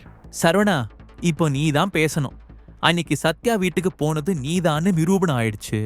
அவரை கொலை செஞ்சது நீதானும் தெரிஞ்சிடுச்சு. ஏன் கொலை செஞ்ச? சரவணனின் கண்கள் கலங்கின. வெடித்துக்கொண்டு அழுகை பீரிட்டது. ஐயோ, அபாண்டமா என்னென்னவோ சொல்றீங்களே. எனக்கும் நீங்க சொல்ற இன்ஸ்பெக்டர் சூர்யா யாருன்னு கூட தெரியாது சார். சூர்யா இல்ல, சத்யா. டிஎஸ்பியின் முகம் கடுமையானது. அவரை நான் பார்த்தது கூட கிடையாது. ஆனக்குளம் கிராமத்துல இருந்தவன்னா. என்னை சென்னைக்கு அழைச்சிட்டு வந்ததும் இந்த தொழிற்சாலையில வேலை வாங்கி கொடுத்ததும் சிவராமன் சார், நீதிபதி சிவராமன். அவரையே கேளுங்க, நான் இந்த மாதிரி காரியங்கள் எல்லாம் ஈடுபடுவேனான்னு. நீதிபதி சிவராமன் என்ற பெயரை கேட்டதும் டிஎஸ்பி திகைத்தார். நீதிபதிக்கு தெரிஞ்சவனா நீ? ஐயா, என்ன போய் கொலைக்காரங்கிறீங்களே, அதை கேட்டுக்கிட்டு நான் உயிரோட இருக்கணுமா? சரவணன் தன் தலையை நக் நக் என்று மேஜையில் முட்ட ஆரம்பித்தான். ஏய் ஸ்டாப் இட் என்று அதட்டினார் டிஎஸ்பி. ஆனால் அவர் முகத்தில் முதலாக சற்று குழப்பம் வந்துவிட்டது. மேனன், கைக்குட்டையில கைரேகைகளை சரி பாத்தீங்க தானே? கவனமா சார் என்றான் மேனன். அந்த கைரேகைகள் இவனோடதுதான். இதுக்கு என்ன சொல்ற? நீங்க நீதிபதியை கூப்பிடுங்க சார், எல்லாத்துக்கும் விளக்கம் தர என்று விசும்பிக் கொண்டே சொன்னான் சரவணன். நீதிமன்றம், வழக்கு கூடம். கைகளில் நீளமான துப்பாக்கிகளுடன் போலீஸ்காரர்கள் காவலுக்கு நிற்க சாட்சி கூண்டில் அவன் ஏற்றப்பட்டான். அவன் கண்கள் யானையின் கண்களைப் போல சிறியதாயிருந்தன. அரசு வழக்கறிஞர் எழுந்தார். கணம் நீதிபதி அவர்களே, இதோ இப்போது சாட்சி கூண்டில் நிற்கிறானே, இவன் பெயர் மணிமாறன். போதை மருந்துகளை கடத்தும் போது போலீசாரால் மடக்கப்பட்டு கைது செய்யப்பட்டவன். விசாரணையில் இது போன்ற பல லாரிகள் போதை மருந்துகளை கடத்தி நாடெங்கும் ஓடுவதாக தெரிய வருகிறது. இந்த போதை மருந்துகளை கடத்தும் தொழிலில் முக்கியமாக ஈடுபட்டிருக்கும் செல்வாக்குள்ள பல புள்ளிகளின் விவரங்கள் இந்த மணிமாறனுக்கு தெரியும். அவர்களுடைய கைக்கூலியாக அவன் பல காலம் செயல்பட்டிருக்கிறான். இப்போது அவன் இந்த வழக்கில் அப்ரூவராக மாறி தனக்கு தெரிந்த எல்லா விவரங்களையும் நீதிமன்றத்திடம் சொல்ல தயாராய் இருக்கின்றான். இவனது வாக்குமூலத்தை இந்த நீதிமன்றம் ஏற்க வேண்டும் என்பது என் கோரிக்கை. நீதிபதி சிவராமன் மணிமாறனை பார்த்தார். மணிமாறன், வாக்குமூலத்தை நீயே உன் சொந்த விருப்பத்தோட முழு மனசோட தானே தர? போலீஸ் தரப்புல ஏதாவது பலவந்தம் செய்றாங்களா? இல்லையா, நானே மனப்பூர்வமா தான் அப்ரூவர் ஆகி வாக்குமூலம் தரத்துக்கு சம்மதிச்சிருக்கணையா. சரி, இந்த வழக்கு முடியும் வரை மணிமாறனுக்கு முழு பாதுகாப்பு கொடுத்து வருமாறு காவல்துறைக்கு ஆணையிடுகிறேன். செல்வாக்குள்ள பல புள்ளிகள் ஈடுபட்டிருப்பதால் இந்த முக்கிய சாட்சியை கலைக்கவோ தீர்த்து கட்டவோ கூட முயற்சிகள் நடக்கலாம். போலீஸ் வெகு கவனத்துடன் செயல்பட வேண்டும். இந்த வழக்கை மறு விசாரணைக்காக வரும் 27ஆம் தேதி வரை ஒத்திவைக்கிறேன். நீதிபதி சிவராமன் தன்னுடைய சேம்பருக்கு திரும்பினார். சார், 2 முறை டிஎஸ்பி ஆபீஸ்ல இருந்து போன் வந்தது என்றார் அவருடைய பிஏ. என்னவா? டிஎஸ்பியை நேர்ல பேசணுங்கிறாரு. பிஏ டெலிபோனில் டயல் செய்து நீட்டினார். வணக்கம் சார், நான் டிஎஸ்பி மதுசூதன் பேசுறேன். வணக்கம் டிஎஸ்பி. சார், சரவணன் ஒரு பையன் உங்களுக்கு தெரியுமா? சரவணன்? ஆமா, சுஜய் இண்டஸ்ட்ரீஸ்ல ப்ரொடக்ஷன் ஒர்க்கரா இருக்கான். அவனை ரொம்ப நல்லா தெரியுமே. Any problem? சந்தேகத்தின் பேர்ல அவனை கைது செஞ்சிருக்கோம். அவன் உங்க பேரை சொன்னான். கைது செஞ்சிருக்கீங்களா? என்ன தப்பு செஞ்சான்? மேலதிகாரியோட ஏதாவது சண்டையா? இல்ல சார், இன்ஸ்பெக்டர் சத்யாவை கொலை செஞ்ச வழக்குல சரவணன் தான் கொலைகாரன்கிறதுக்கு போதிய ஆதாரங்கள் கிடைச்சிருக்கு. கொலையா? சரவணனா? வாய்ப்பில்ல. டிஎஸ்பி இப்போ எங்க இருக்கான்? என் ஆபீஸ்ல. உங்ககிட்ட எல்லா உண்மையும் சொல்றதுக்கு தயாரா இருக்கான். நானே வரேன், உங்க ஆபீஸ்க்கு நானே வரேன் டிஎஸ்பி என்றார் சிவராமன் அவசரமாக. நீதிபதி சிவராமன் அந்த அறையில் நுழைந்ததும் சரவணன் தொபேல் என்று அவர் கால்களில் விழுந்தான். அழுகையில் முதுகு குலுங்கியது. ஐயா, என்ன கொலைகாரன்னு கைது பண்ணிட்டாங்க ஐயா. இனிமே உங்க முகத்துல எப்படி விழிப்பையா?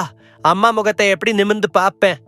சிவராமன் குனிந்து தோள்களை பற்றி அவனை உயர்த்தினார். சரவணா, என்ன நடந்துச்சு? அழாம விவரமா சொல்லு. உட்காருங்க சார் என்று டிஎஸ்பி மரியாதையுடன் எழுந்து நின்றார். உட்காருங்க டிஎஸ்பி. இப்ப நான் சிவராமனா தான் வந்திருக்கேன், நீதிபதி என்ற பந்தாவோடு இல்ல. நீ உட்கார் சரவணன். அனைவரும் உட்கார்ந்ததும் டிஎஸ்பி கொலை பற்றியும் அங்கு கண்டுபிடிக்கப்பட்ட தடயங்கள் பற்றியும் விளக்கமாக சொன்னார். இரவு காட்சி முடிந்து வந்தவன் கொலை நடந்த இடத்தில் சரவணனை பார்த்தது பற்றியும் சொன்னார். கேட்க கேட்க எனக்கே பயமா இருக்கையா. நான் அந்த இன்ஸ்பெக்டரை இதுக்கு முன்னாடி பார்த்தது கூட கிடையாது. இவர் சொல்ற அந்த ராத்திரியில நான் லாட்ஜ்ல என் ரூம்ல தூங்கிட்டு இருந்தேன். இவன் கொலை செஞ்சிருக்க முடியாது டிஎஸ்பி சார். ஒரு ஆட்டுக்குட்டிக்கு கால் உடைஞ்ச போது அதை தூக்கிக்கிட்டு ஓடி வந்தவன் இவன். இன்னொரு உயிரை காப்பாற்றணுங்கிறதுக்காக ரத்தத்தை தானம் செய்ய தயங்கினது கிடையாது. இவன் கீழே கடக்கிற பூங்களை லாரி டயர் ஏறி நசுக்குதுங்கிறதுக்காக கலக்கமடைகிறவன் இவன். இவனா கொலை செய்வான்? அதுவும் அடிச்சு அடிச்சு வெட்டி வெட்டி? நிச்சயமா இருக்காது. இன்னொரு உயிரை சித்திரவதை செஞ்சு கொலை செய்யறதுக்கு இவனால கனவுலையும் முடியாது டிஎஸ்பி. எனக்கு இவனை நல்லா தெரியும். ஆனா உங்களுக்கு தெரியாததில்ல மைலார்ட், போலீஸ் சாட்சிகளை வச்சுதான் முடிவு செய்யணும். உண்மைதான் சரவணன், கவலைப்படாத. இந்த வழக்குல உனக்கு ஒரு நல்ல வக்கீலை ஏற்பாடு பண்றேன். உன்னை வெளியே கொண்டு வரேன். ஒரு நிரபராதி தண்டிக்கப்படுறத என்னைக்கும் நீதி அனுமதிக்காது. நீதிபதி சிவராமன் சரவணனின் தோள்களை பற்றி எழுப்பினார். டிஎஸ்பி சார், ஒரு சின்ன வேண்டுகோள். எனக்கு தெரிஞ்ச வரைக்கும் சரவணன் நல்லவன், நேர்மையானவன், மென்மையானவன். அவன்கிட்ட உங்க போலீஸ் முறைகளை, ஐ மீன் 3rd டிகிரி மெத்தட்ஸை பிரயோகிக்க வேண்டாம் ப்ளீஸ். நம்ம சரவணனா என்றாள் இந்துமதி திகைத்து போய். சரவணன் அங்கிளையாப்பா போலீஸ் பிடிச்சுக்கிட்டு போயிட்டாங்க என்று அவன் மகன் அருண் ஆச்சரியப்பட்டான். ஆமா, முதல்ல இன்ஸ்பெக்டர் மனைவியின் கள்ளக்காதனன்னு மாதவன்கிற ஒரு ஆள் மேல சந்தேகப்பட்டு கைது செஞ்சாங்களாம். இப்போ சரவணன். ஐயோ, சரவணன் எறும்புக்கு கூட தீங்கு நினைக்காதவன். அவனை போய் கொலை கேஸ்ல என்று இந்துமதி திணறும் போதே அழைப்பு மணி ஒலித்தது. ஐயா, லாயர் குமாரசாமி வந்திருக்காரு என்றான் வேலைக்காரன். நீதிபதி சிவராமன் எழுந்தார். குமாரசாமியை சோஃபாவில் உட்காரச் சொன்னார். குமாரசாமி, நீங்க ரொம்ப பிஸியானவர்னு எனக்கு தெரியும். ஆனா எனக்காக ஒரு கேஸை எடுத்து நீங்க நடத்தணும். என்ன சார் இப்படி கேக்குறீங்க? உத்தரவு போடுங்க சார். சரவணன் எனக்கு ரொம்ப தெரிஞ்ச பையன். கொலை கேஸ்ல அரெஸ்ட் ஆயிருக்கான். வழக்கு விஷயமா எனக்கு தோணுன பாயிண்ட்ஸ் எல்லாம் குறிச்சு வச்சிருக்கேன். உங்களுக்கு தெரியாததில்ல. ஆனா நீங்க புலி ஆயிற்றே சார். 2 நிபந்தனைகள். என்ன சார்? கேஸ் நடத்துவதற்கான வழக்கமான உங்க ஃபீஸை நீங்க மறுக்க கூடாது. 2வது, இந்த கேஸ்ல நீங்க ஆஜராகிறதுனால என்கிட்ட வேற வழக்குகள்ல சலுகையும் எதிர்பார்க்க கூடாது. கிராண்டட் மை லார்ட் என்றார் குமாரசாமி சிரித்து. டேய் சொல்லுங்கய்யா. மணிமாறன் போலீஸ்ல மாட்டிக்கிட்டானே, இப்ப அப்ரூவரா மாதிரி நம்ம எல்லாம் காட்டி கொடுக்க சம்மதிச்சிட்டானா? அப்படிதாங்கய்யா கேள்விப்பட்டேன். சமூகத்துல என் அந்தஸ்து என்ன, பெருமை என்ன, என் பேரை கோர்ட்ல அவன் சொல்லி அசிங்கப்படுத்துறதுக்கா? கூடாதுங்கய்யா. வாக்குமூலம் கொடுக்க அவன் உயிரோட இருக்கக்கூடாது. புரிஞ்சுதா? புரிஞ்சுதியா. போன தடவை அப்ரூவரா மாற நினைச்சவன காத்தவராயங்கிட்ட சொல்லி தீர்த்தோம்யா.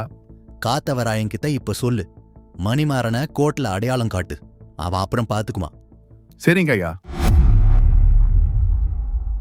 நீதிமன்றம் கூடியிருந்தது. சிவந்த கண்களுடன் சரவணன் சத்திய பிரமாணம் எடுத்து முடித்திருந்தான். பார்வையாளர் வரிசையில் கடைசியில் உட்கார்ந்திருந்தார் நீதிபதி சிவராமன். சாட்சி கூண்டில் டிஎஸ்பி மதுசூதன்.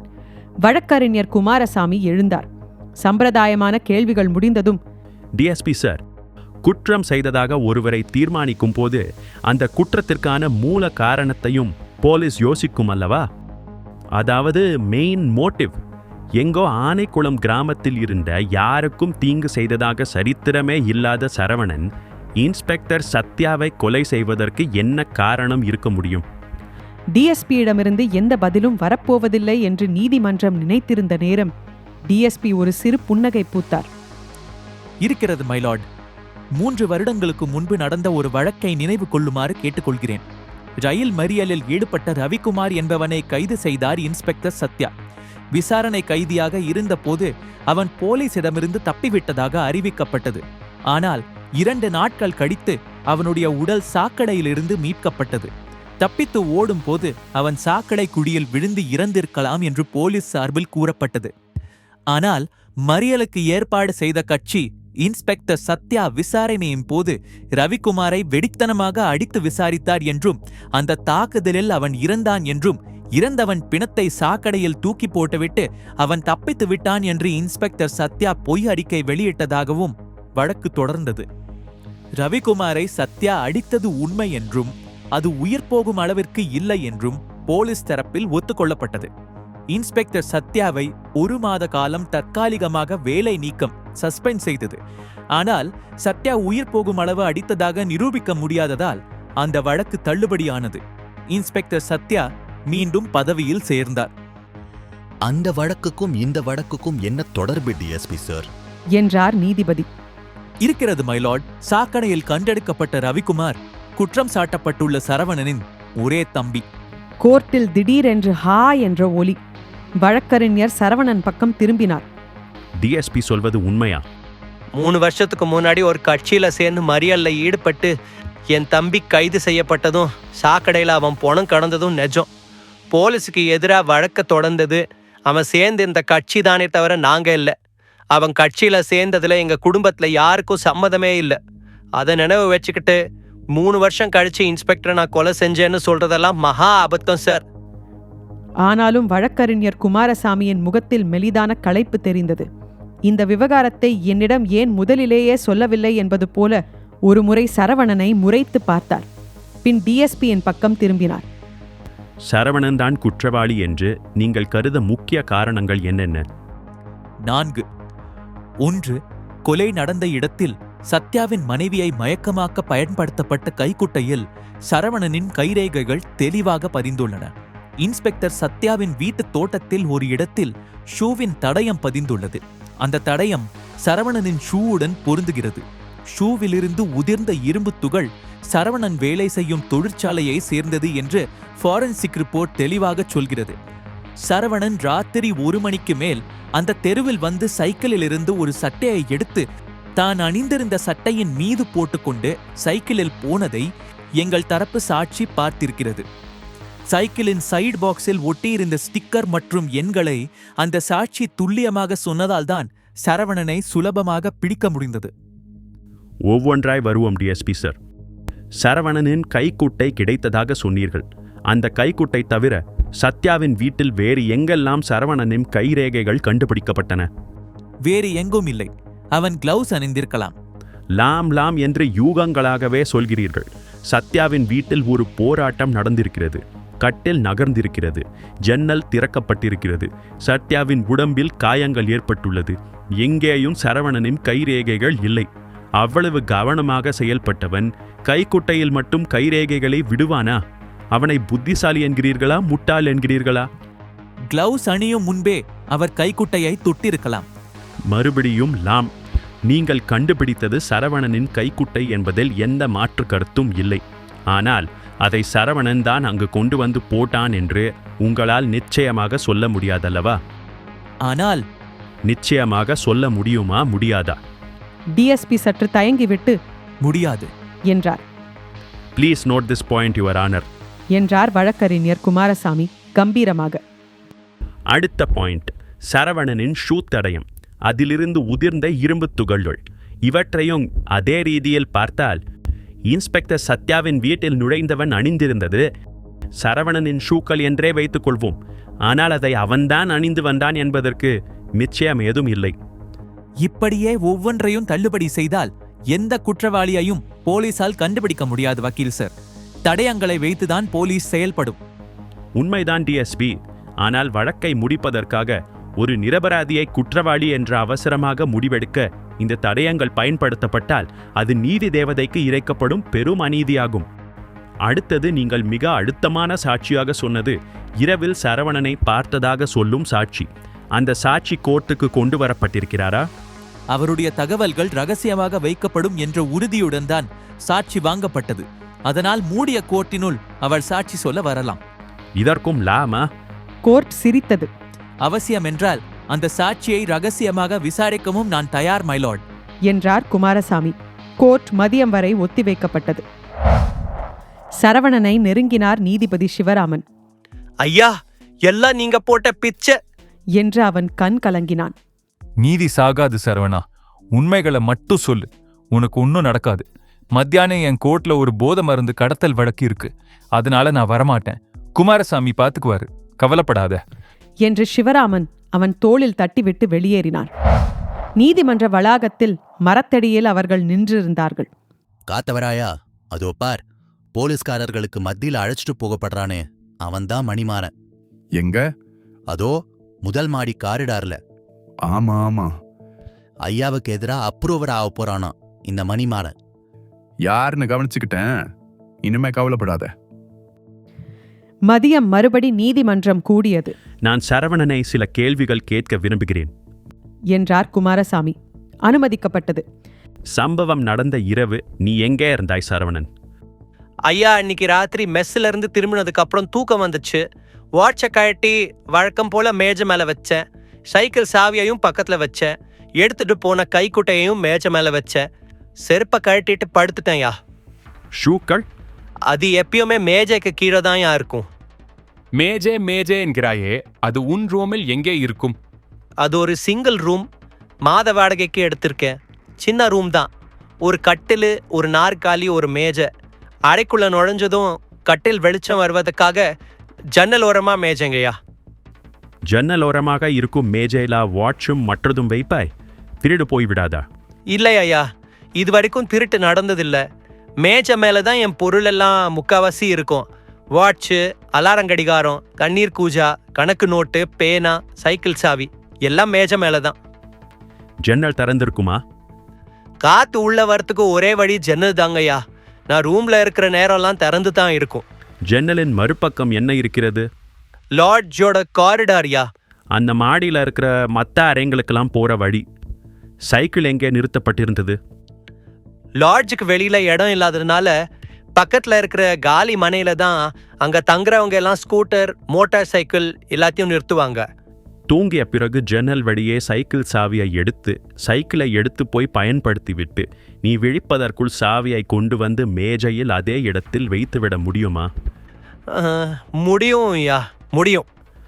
ஜன்னல் வழியே உன் ஷூக்களையும் வெளியே எடுக்க முடியுமா? கை கொஞ்சம் நீளமா இருந்தா மேஜை கடியிலிருந்து ஷூக்களையும் எடுக்கலாம் ஐயா. எடுத்த இடத்துல மறுபடியும் வச்சிடலாம். சம்பவம் நடந்த அன்று நீ பயன்படுத்திய கைக்குட்டை எங்கே? மேஜை மேல வச்சிருந்த கைக்குட்டை காணாம போயிடுச்சியா. அதை நான் கவனிக்க கூட இல்லையா. மறுநாள் விழித்த போது ரூமில் நீ வேறு ஏதாவது மாற்றம் கண்டாயா? ஷூக்களை ஒன்றுக்கு பக்கத்துல ஒன்னா சேர்த்து வைக்கிறது தான் என் வழக்கம். ஆனா அன்னைக்கு 2 ஷூவும் கொஞ்சம் பிரிஞ்சு கிடந்துச்சு.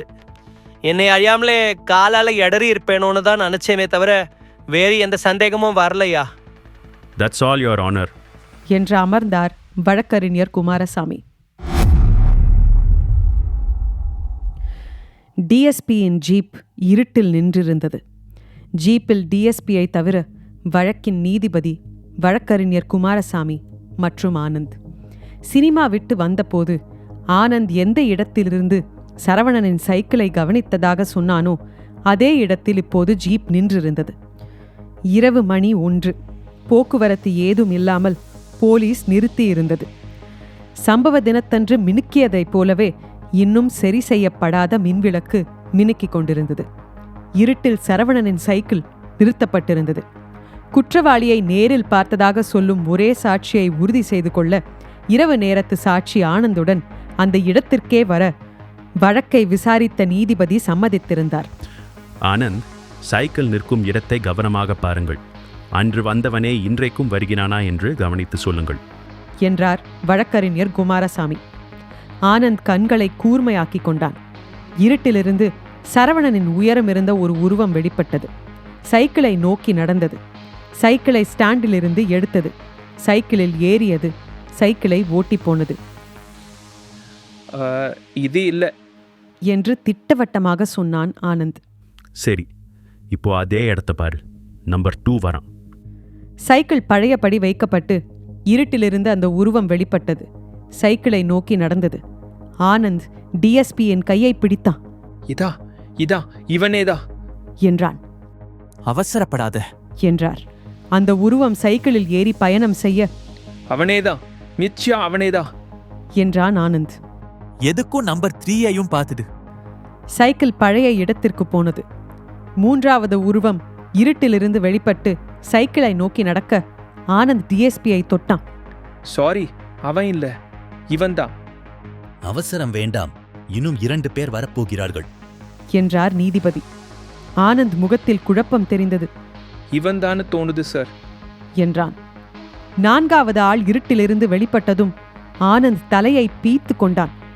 இவன் தான் ஏற்கனவே 2வதா வந்தானே என்றான். இல்ல, இது முற்றிலும் வேற ஆளு. சரியா கவனி. எனக்கு குழப்புது சார். இவனுக்கும் 2வது ஆளுக்கும் வித்தியாசமே தெரியல. சரி, 5வது ஆளும் வந்துடட்டும். 5வது ஆசாமி இருட்டிலிருந்து வெளிப்பட்டதும் ஆனந்த் தலையை இடதும் வலதுமாக ஆட்டினான். இல்ல, இவன் இல்ல, நிச்சயமா இவன் இல்ல. 5 பேரின் பரேடும் முடிந்ததும் ஜீப் புறப்பட்டது. மிஸ்டர் ஆனந்த், நீங்கள் பார்த்தவர்களில் குற்றம் சாட்டப்பட்டுள்ள சரவணனும் வந்தார். ஆனால் அவர் எத்தனாவதாக வந்தார் என்பதை உங்களுக்கு சொல்லப் போவதில்லை. நேற்றிரவு பார்த்தவர்களில் நீங்கள் அன்றைக்கு பார்த்தவன் இருந்தானா இல்லையா சொல்லுங்கள் என்றார் குமாரசாமி. நம்பர் 1 மற்றும் நம்பர் 5 அந்த 2 பேரும் நிச்சயமா இல்லை. 2, 3, 4 இந்த 3 பேர்ல யாரோ ஒருத்தன் தான் சார் அன்னைக்கு இருட்டில் வந்து சைக்கிளை எடுத்தான். இருட்டில் அன்னைக்கு மூஞ்சி தெரியாததுனால ஒரே குழப்பமா இருக்கு. அந்த 3 பேரில் ஒருத்தன் என்கிறாயா? குறிப்பிட்டு எவன் என்று சொல்கிறாயா? ஆனந்த் சற்று நேரம் மௌனமாயிருந்தான். இல்லை சார், யாருன்னு என்னால் நிச்சயமாக சொல்ல முடியல சார் என்றான். That's all, Your Honor. என்றார் வழக்கறிஞர் குமாரசாமி. இன்ஸ்பெக்டர் சத்யாவின் கொலை வழக்கில் போலீஸ் தரப்பில் கவனமான ஆதாரங்கள் வைக்கப்பட்டன. ஆனால் கொலை நடந்த இரவில் பயன்படுத்தப்பட்ட சைக்கிள், ஷூக்கள், கைக்குட்டை ஆகியவற்றை பற்றி தீர்மானமாக சொல்ல முடிந்த அளவு கொலைகாரன் யார் என்று சொல்ல முடியவில்லை. கொலைகாரன் சரவணனைப் போல இருந்தான் என்று சொல்ல முடிகிறதே தவிர சரவணன் தான் என்று நேரில் பார்த்த ஒரே சாட்சியாலும் உறுதியாக சொல்ல முடியவில்லை. சரவணன் ஒருவேளை நிரபராதியாக இருந்து சாட்சியங்களை மட்டும் நம்பி அவனுக்கு தண்டனை விதித்தால் அது பெரும் தவறாகிவிடும்.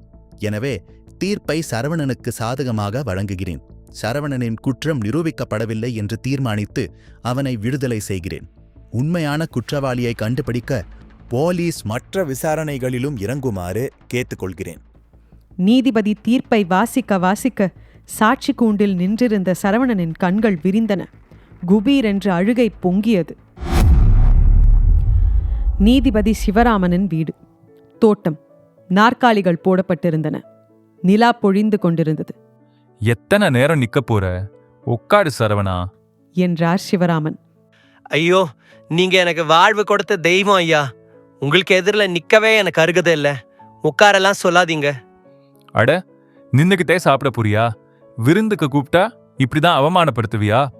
ஐயோ, இன்னும் எவ்வளோ ஜென்மம் எடுத்தாலும் உங்க காலடியில கிடக்க வேண்டிய அடிமை ஐயா நான் உங்களை அவமானப்படுத்துவேனா?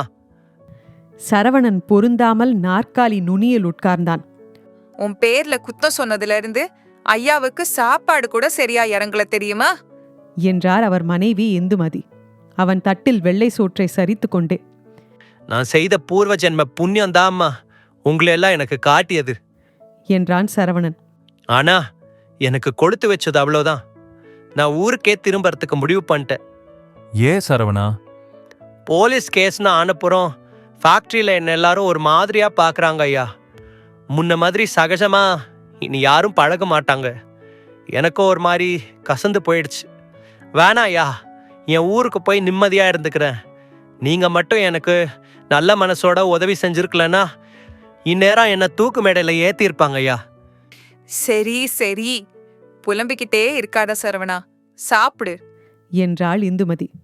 கண்களில் கண்ணீருடன் தட்டில் கை வைத்தான் சரவணன். ஆனைக்குளம். வாழைத்தோப்பில் காற்று பீய்த்து கொண்டு போனது. முன்மாலை தேய்ந்து பின்மாலை பொழுது தன் ஆக்கிரமிப்பை ஆரம்பித்திருந்த நேரம். சரவணன் சிறு மண்பானையை 2 கைகளாலும் பிடித்து உயர்த்தி அதிலிருந்த கல்லை வாயில் சரித்து கொண்டான். பானையை கீழே வைத்துவிட்டு ஊறுகாயை நாக்கில் தடவினான். அவனுக்கருகே அதே பானையிலிருந்து தனக்கும் கொஞ்சம் சரித்து கொள்ளும் நண்பன் தங்கராசு. சரவணனின் முகத்தில் கோணலாக ஒரு புன்னகை. தங்கராசு, நீ இல்லாம போயிட்டியே என்றான் தலையை பலமாக அசைத்து. ஏண்டா? என் தம்பிய ஸ்டேஷனுக்கு இழுத்துட்டு போய் அடிச்சு கொன்னானே அந்த பொறுக்கி இன்ஸ்பெக்டர். அவன் தனியா என் கையில மாட்டிக்கிட்ட போது அவன் மூஞ்ச நீ பார்த்திருக்கணுமே. இதோ இப்படி கைய தூக்கி கும்பிட்டா, கண்ணில் தண்ணி விட்டு கெஞ்சுறான். எலும்பா இல்ல உடைச்சேன். எப்படிடா உனக்கு அவ்வளவு தைரியம் வந்தது? சும்மா இல்ல தங்கராசு, 3 வருஷமா அந்த இன்ஸ்பெக்டர் எங்கெல்லாம் மாத்தலாகி போறாருன்னு கவனிச்சுக்கிட்டே வந்தேன். அவனுக்கு என் கையால தான் சாவுன்னு உன்கிட்ட நான் அன்னிக்கே சொல்லல. ஆனா சரவணனா, அவன் எந்த வம்பு தும்புக்கும் போக மாட்டான்னு முதல்ல ஒரு பேர் வாங்கிடணும். அப்பதான் மாட்டேன். நம்ம ஊருக்கு நீதிபதி வராருன்னு தெரிஞ்ச உடனே அவரை நம்ம பக்கம் இழுக்கணும்னு முடிவு பண்ணேன். அதுக்காக தான் சும்மா நின்னுட்டு இருந்தவன பாழங்கிணத்துல தள்ள சொன்னியா? ஆமா, கிணத்துல குதிச்சு நான் காப்பாத்தினேன். அப்புறம் நீதிபதி போற ரூட்ல போய் ஆட்டுக்குட்டியோட நின்னு ஒரு டயலாக் விட்டேன். நான் நினைச்சதை விட அவர் அதிகமாவே என் மேல நம்பிக்கை வச்சாரு. கிடைக்கிற சந்தர்ப்பத்தை எல்லாம் என் மேல நல்ல அபிப்பிராயம் வரா மாதிரி மாத்திக்கிட்டேன். ஐயோ சரவணனா, ஒரு பூ நசுங்கினா கூட பொறுக்க மாட்டானே அப்படின்னு நீதிபதியே சொல்ல வச்சேன். எல்லாம் கவனமா தான் பண்ணேன். ஆனா திடீர்னு சத்யா முழிச்சு எழுந்ததும் பதட்டத்துல கைக்குட்டிய கீழே போட்டுட்டேன். கிளவுஸ் போடுறதுக்கு முன்னால தொட்டு தொலைச்சிருக்கேன். கைரேகை அதுல இருந்தது. சத்தியமா சொல்றேன், நீதிபதி மட்டும் என் பக்கம் இல்லைன்னா என் நிலைமை படுமோசமா ஆயிருக்கு. அவர் சொன்னாரேன்னு வக்கீல் பிரமாதமா ஆர்கியூ பண்ணாரு. எனக்கு பாயிண்ட்ஸ் எடுத்து கொடுத்தாரு. சிவராமா ஆளுங்கிறதுனாலயே போலீஸ் என் மேல கை வைக்கல. தீர்ப்பு சொன்ன நீதிபதியும் சிவராமா ஆளுன்னு ரொம்ப அடக்கி வாசிச்சுட்டாரு. ஒரு வழியா 3 வருஷ புலம்பல் முடிஞ்சுதா? போதும். அந்த சத்யா என் கையால செத்தானே, அது போதும். சாகரப்ப கண்ல பயத்தோட கைய தூக்கி கும்பிட்டானே, அது போதும் தங்கராசு. இதுல ஒரு வேடிக்கை என்ன தெரியுமா? என்ன? சிவராமையன் கிட்ட சொல்றாரு, பயப்படாத, உண்மையே பேசு, உனக்கு ஒன்னும் ஆவாது, நீதி என்னைக்கும் சாவாதுன்னு. நீதி சாகாதான். புத்திசாலியா இருந்தா நீதியும் சாகும்.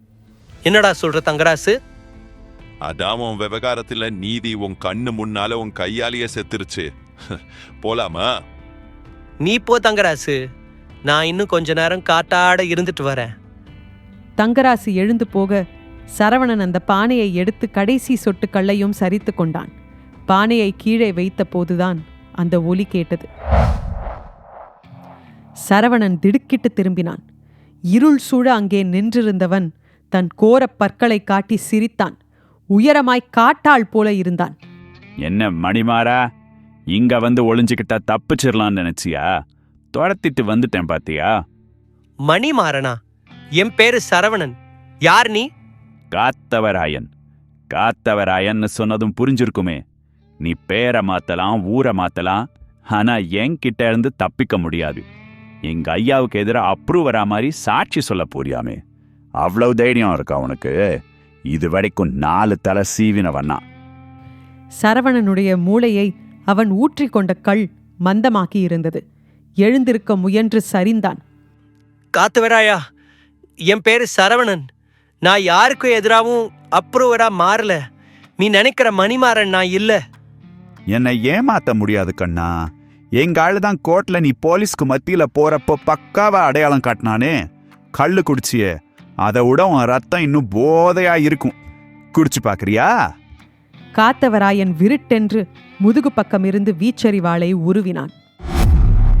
சுபா கதைகள்ல இதுவரைக்கும் நீங்க கேட்டது ஒப்பந்தம் 302.